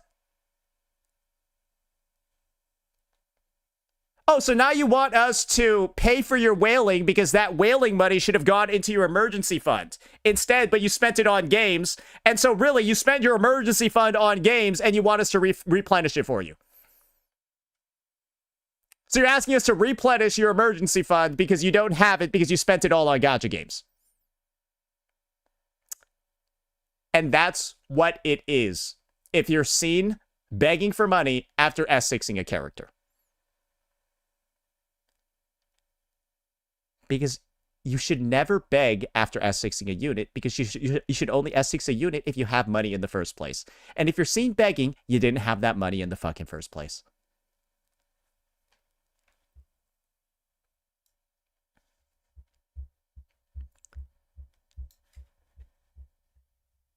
And that's why I don't have a single S6 character in Wuthering Waves. It's just that simple. For now, guys, the only reason why we have an S whatever Carlotta is because we got diabolically lucky on her. I think we got a double. I think Carlotta's the only double I've gotten in the history of the game. Just so you know. The fact that I only have, right? This, like, guys, All of my 5-star units are at S0, except for, like, Chakota, who has a sequence node sitting. But we all remember how I got Chakota? Everybody else is S0. Everybody else is S0. You got me double Daniel weapons? Oh, I forgot about that one. And then she's the only unit I've gotten a double on before. Literally, I got her S1 off rip. It was the only unit ever, though, in my history I've gotten it. The only one. Oh, Gian? Oh, I guess Gian technically, too. That wasn't a double, though. Yeah, Gian, we won in early. Yeah, we won in early for him. In 1.0. We were building pity. We were building pity on a banner and just got him in like 10 pulls. I got him in 10 pulls because I was... Guys, building pity in 1.0 is smart. Okay? Building pity in 1.0 for more Teffy copies was smart. Because that unit was broken at one point. Bro, this team was crazy if you had S6 more Teffy. Why the fuck would I not try to get it? Why the fuck would I not try to get it, bro? Bro, this unit's S6 was crazy. So yeah, I built pity over here and I got it. But yeah, no, that's just the situation over there. Are you ready? Are you ready for the peak 7.0 Genshin stream in 2 days? I don't know about that one, dog. Yeah. So, okay. So people ask if I'm streaming Suisui later. Guys, this is my personal take. I don't know if I even want to do it. And the reason is very simple. What am I going to do on that stream? I'm going to go play a support character for like 3 seconds and have like nothing to, like... Because I need her guide footage, right? I'm going to be honest, bro. I don't think... It's like, guys, I'm going to be streaming for like 30 minutes. That's also the thing, because there's... Her rotation is 6 seconds long, bro. Bro, her rotation is 6 seconds long. So, like, we will play all of her teams and upload all the stuff in, like, 1 minute. Play Virtual Crisis. How about I do that on my fucking account? Now you're just asking me to play the patch. Now you're just asking me, hey, can you just... It's not, can you play Suisui? Can you play the second half of the patch? And how about you just wait until tomorrow? At the normal stream time.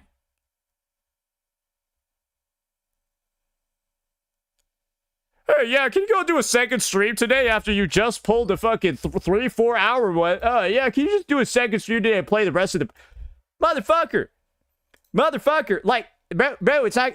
Bro, you're awake right now. How are you going to be awake tomorrow as well, and then also somehow awake in 7 hours? Go to sleep, bitch. Bro, how are people over here telling me to play the rest of the patch tonight and they're apparently going to be here for stream? When do you sleep? Go to bed, bitch. What the fuck? Bro, you somehow asking me to cover 24 fucking hours somehow.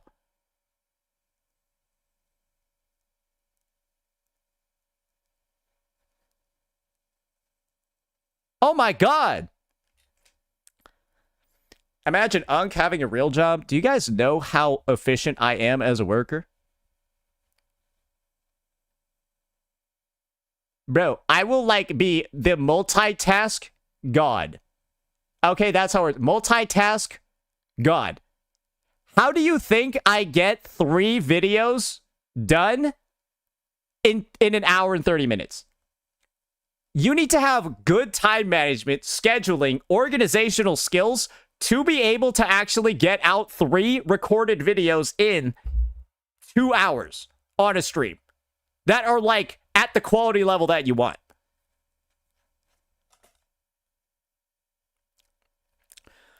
Slop? Guys. You can call it slop, but this is where the true value of my content is. It's right here. It's right here. In what I say. In the words. And whatever comes out of my mouth, it's not slop, it's gold. And if it wasn't gold, I wouldn't be successful. That's just the truth. Sorry. Hey, stay mad. Stay mad. Hey, if it wasn't, I wouldn't have this.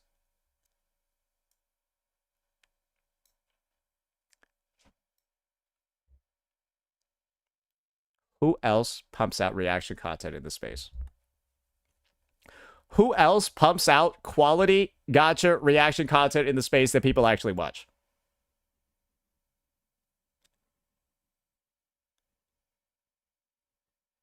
Y'all ever seen a Poke react?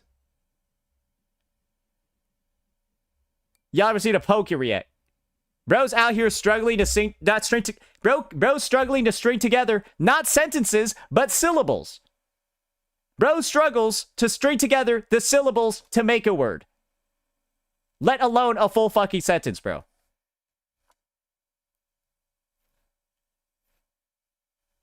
I think his English has gotten worse. I'm gonna be honest. Mr. Pokey feels like he was easier to understand like 2 years ago.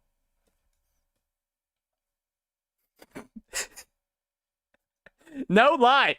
I think his English has actually gotten worse.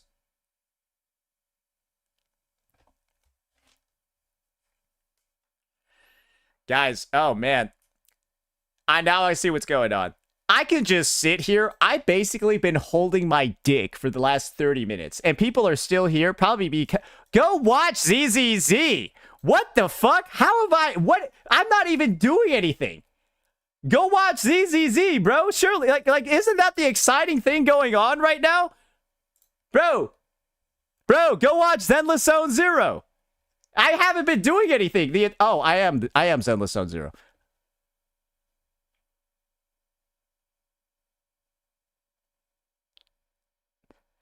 So somebody in my chat on Twitch, or sorry, in Discord was like, it's retarded to call Sate a ZZZCC. Is it?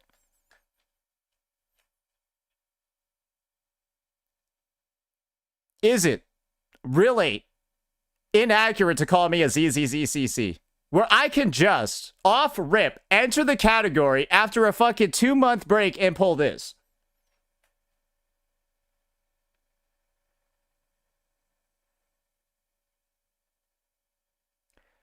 Two-month break, and I pull this. Come on, man.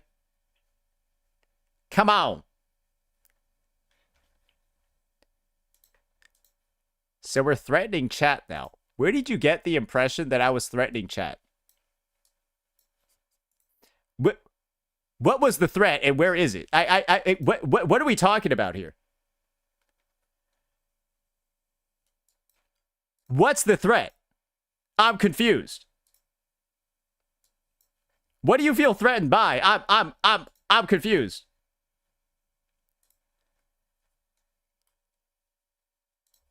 I don't know who I am and how I got this sword. Fox Souls in my YouTube. Nah, you're more interesting than Zzz's. Guys, everyone has. It seems like everyone is turning over a new leaf lately. Why is it that all of my ops are now like former ops are now like in my chat contributing?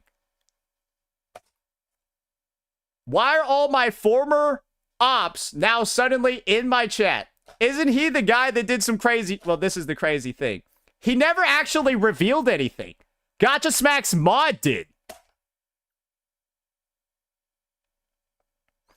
If you guys wanted the full breakdown of it, it was Gacha Smack's mod that publicized all of my stuff. And then Gacha Smack went tooth and nail to defend his boy. And so that's where I can give Fox a pass. He never uploaded that shit, put it on Imager, or put it in a YouTube video like that retard Loki Matcha God. Or Loki Gacha mod. He didn't do that shit. Sure, he located some stuff. And he told him not to share it. He told him, don't post this. He explicitly said, do not share this, do not publicize this, do not post it, and that weirdo fucking Gacha Smack mod did it anyways. That weirdo did it anyways. Gacha Smack literally broke up the Avengers. Gacha Smack literally broke up the fucking Avengers, bro. Because after that dude tapped out like a pussy, ran away because the shit he did was indefensible, bro, everybody has stopped. It's over. It's done with. Imagine that this dude is the guy that ends everything. Imagine that this dude is the guy. I'm sorry for looking at it to begin with. That is on me. I apologize for that. No, this is the thing, bro. Obviously, it was weird, right? But as long as that shit is obviously not going anywhere, it's not the craziest deal ever, right? I bet, hey, and this is where some of y'all gonna get called out. I bet y'all got some accomplices from like college or high school or whatever. You're like adults now. I bet y'all got some accomplices and I bet y'all do some freaky shit with their photos. I bet one of y'all did some nasty shit that I bet you don't want anybody knowing about in private. Let's not play. Let's not play. Okay, I'm talking about jerking off to your crush. Like, you're saying none of you guys have ever done that. You've never jerked off to one of your crushes. That's...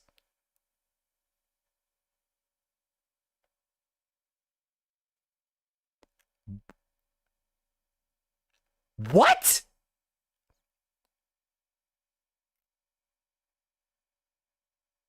Self-report. Guys, that's like a thing in every teen movie ever. Like, that's like, have you guys like not ever seen a like fucking American comedy movie where like they...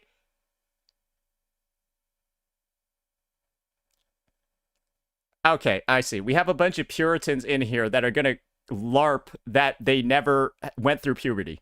Okay, I see what's going. So we have a bunch of people here LARPing that they never went through puberty or like ever had a crush or like ever. Guys, did you know there's this thing that your body does where you like it jerks you off in your sleep? Your body actually naturally fucking does it. It's called a wet dream. Like, y'all are now out here denying like stuff that your body literally does for you. So even if you're denying it, your body has done it for you. Because you're dreaming about shit, and then suddenly you... Holy fuck. Dude, the LARPing is insane. All right, I see what's going on. Everyone is so scared of, like, being branded as a weirdo. This just further feeds into what I'm talking about here.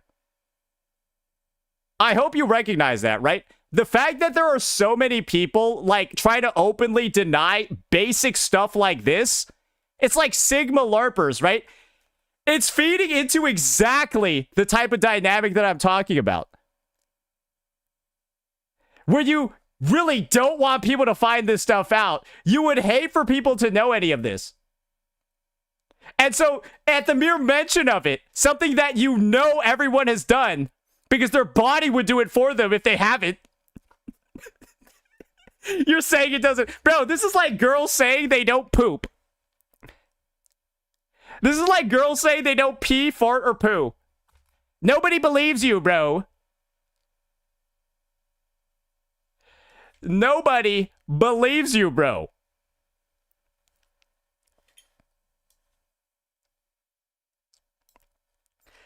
Anyways, so to get back on topic, I think we're talking about Fox Soul and the shit he was doing.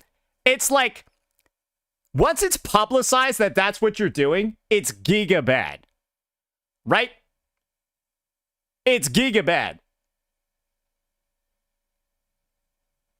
But if it's not publicized or whatever, nobody knows it's happening. Nobody even thinks that it's happening, blah, blah, blah. It's the second that someone decides to publicize that somebody's doing this shit that there's a concern. And this is the thing. Gacha Smack then went ahead and then live streamed the docs that his mod did of me.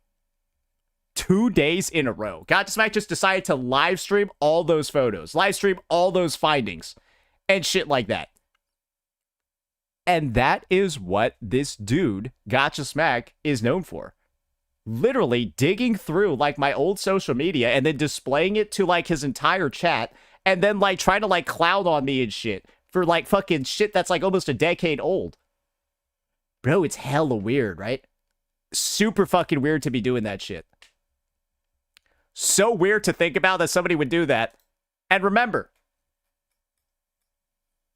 that if you ever feel bad for this dude. Because he might complain, moan, you know, bitch and cry. You know, be like, oh, it's like, you know, oh, having struggles with the house, building the house, expenses are piling up. Oh, is this is the thing, Gacha Smack, you dox me. So, like, cry me a river, bro, but just make sure to keep your mouth closed while you're doing it. So I don't need to see those ugly fucking chompers, bro. The tears are enough.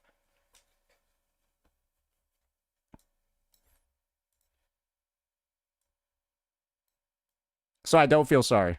I can't feel sorry. But that's what my ops end up doing. My ops always end up doing shit so unforgivable that you can never feel sorry for them, ever. No matter what happens to them.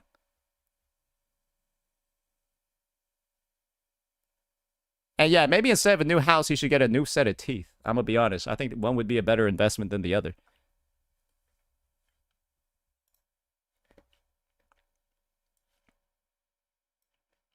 I'm just saying, there are different investments I would make if my fucking teeth look like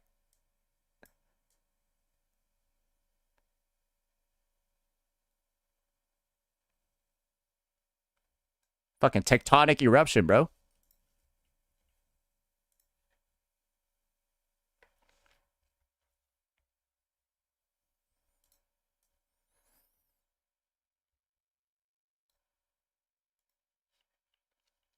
So, yeah, that's the case. And so, when Fox is literally the guy that was telling people, don't share this. Don't let other people see it. This shit is weird, and it's going to make shit get weird. And then these guys do it anyways. How am I going to give him the most shit? When he's the one that was trying to stop all this from happening. Obviously, he caused some of it, but I can also give credit to the guy who's causing it for stopping it as well. Guys, remember the Cold War? Remember the Cold War, right? When, like, we were about to enter a nuclear war, and then that one, like, Russian dude was like, don't send the missile. Are you guys gonna give the Russian guy who said no to the missile shit for wanting to send the missile in the first place? No, you give him the credit for trying to shut that shit down. Obviously, he was successful. Otherwise, we would have died, right? So we should be happy that he shut that shit down, even if it might have been his idea in the first place to send the first nuke. We congratulate the fact that he tried to stop it. That's my personal take, at least. Unk is old. Just because I talked about the Cold War doesn't mean that I lived during it.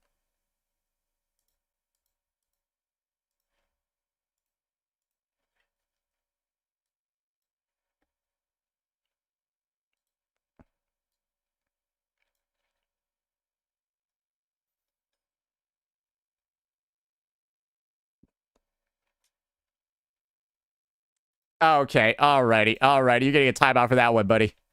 All right, yep, you're getting a timeout for that one, buddy.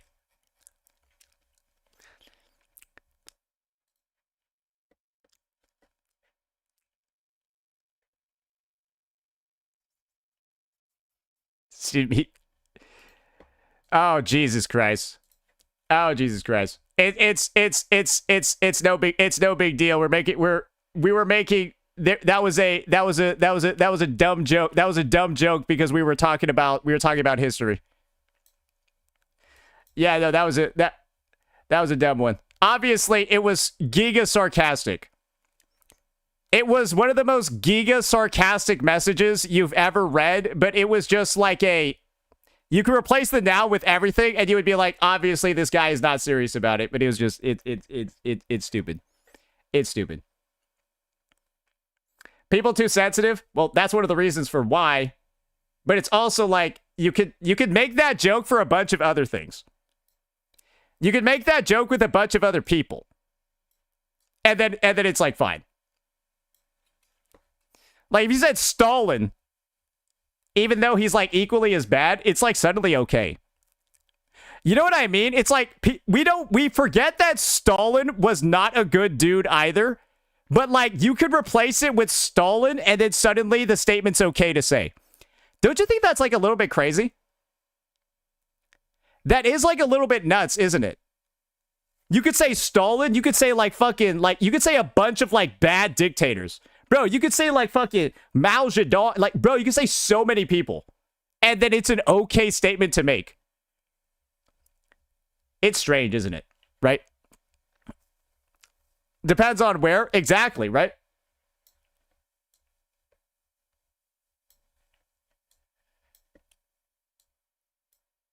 Frieza? Okay, yeah. So I saw that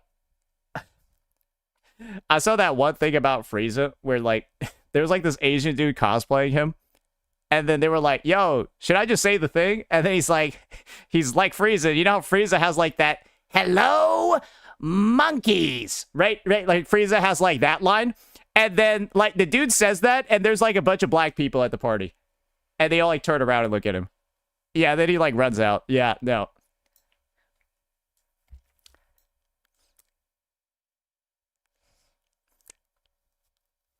Was that a good Frieza voice?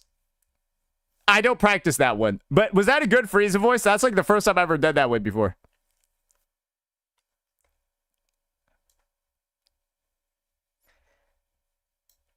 It was not bad. You can cosplay Frieza, Unk. He 100% knew what he was doing. It was a skit and all the black guys were in on it. Let me be the first person to tell you. Let me be the first person to tell you this. If you're in on the joke, they'll be fine with it.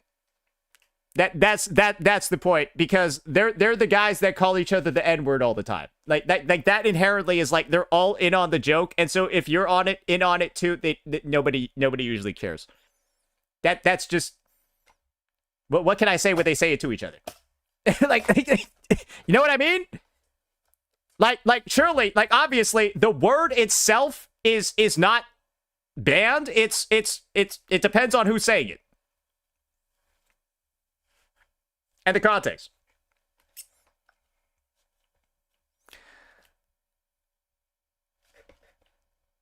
Okay, I need to go like end stream, bro. I'm sorry. All right. So these are gonna be the plans for today. I might stream Suisui. I might not. Because realistically, it's going to take me, if I don't stream, it takes me about 15 minutes to get her guide footage, and then I'm just ready to go for tomorrow. Or I just stream for like 30 and like entertain you guys a little bit and like make shit longer than it needs to be just so I can film 10 minutes worth of footage. It's not a new character. There's not really a lot of like pull value conversations and stuff like that. I think I'd rather just do our first impressions tomorrow and then kind of just go from there. And then we can like actually have like an extended, worthwhile conversation versus me just killing time so it doesn't seem like I'm streaming for no reason. Because that's what it feels like. Like that would just be like streaming for no reason just to fill up time because it's not going to take me a lot to handle Suisui. That's just it. So I think that's what we're going to do. We'll figure it out, but if there's no stream tonight, you'll know why. It's a support units release. Gameplay isn't really going to be that exciting. It's not on my account, so I can't make the first impressions video. It is what it is. All right, we good? Let me go see what I should raid right now. Bro, who's even live at the moment? Is Zzz'S already down to 7K? That's not good. That's not good.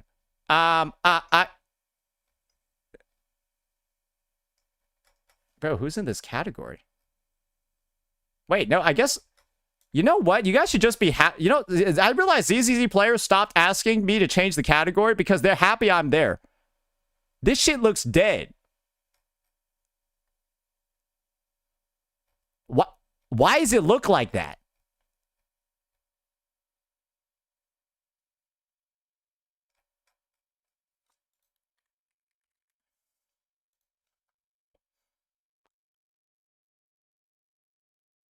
No, Wuwa's mogging, bro. It looks like it's mogging it. All right.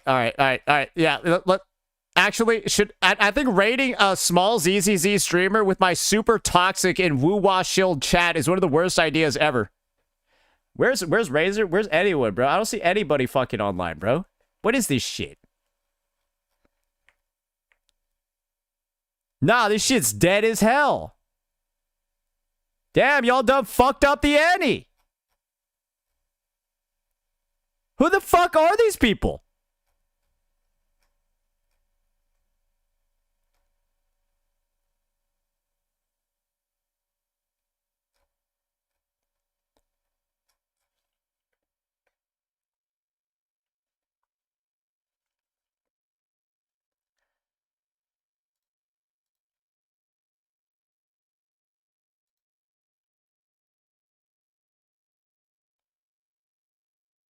Who the fuck are these people? I'm done.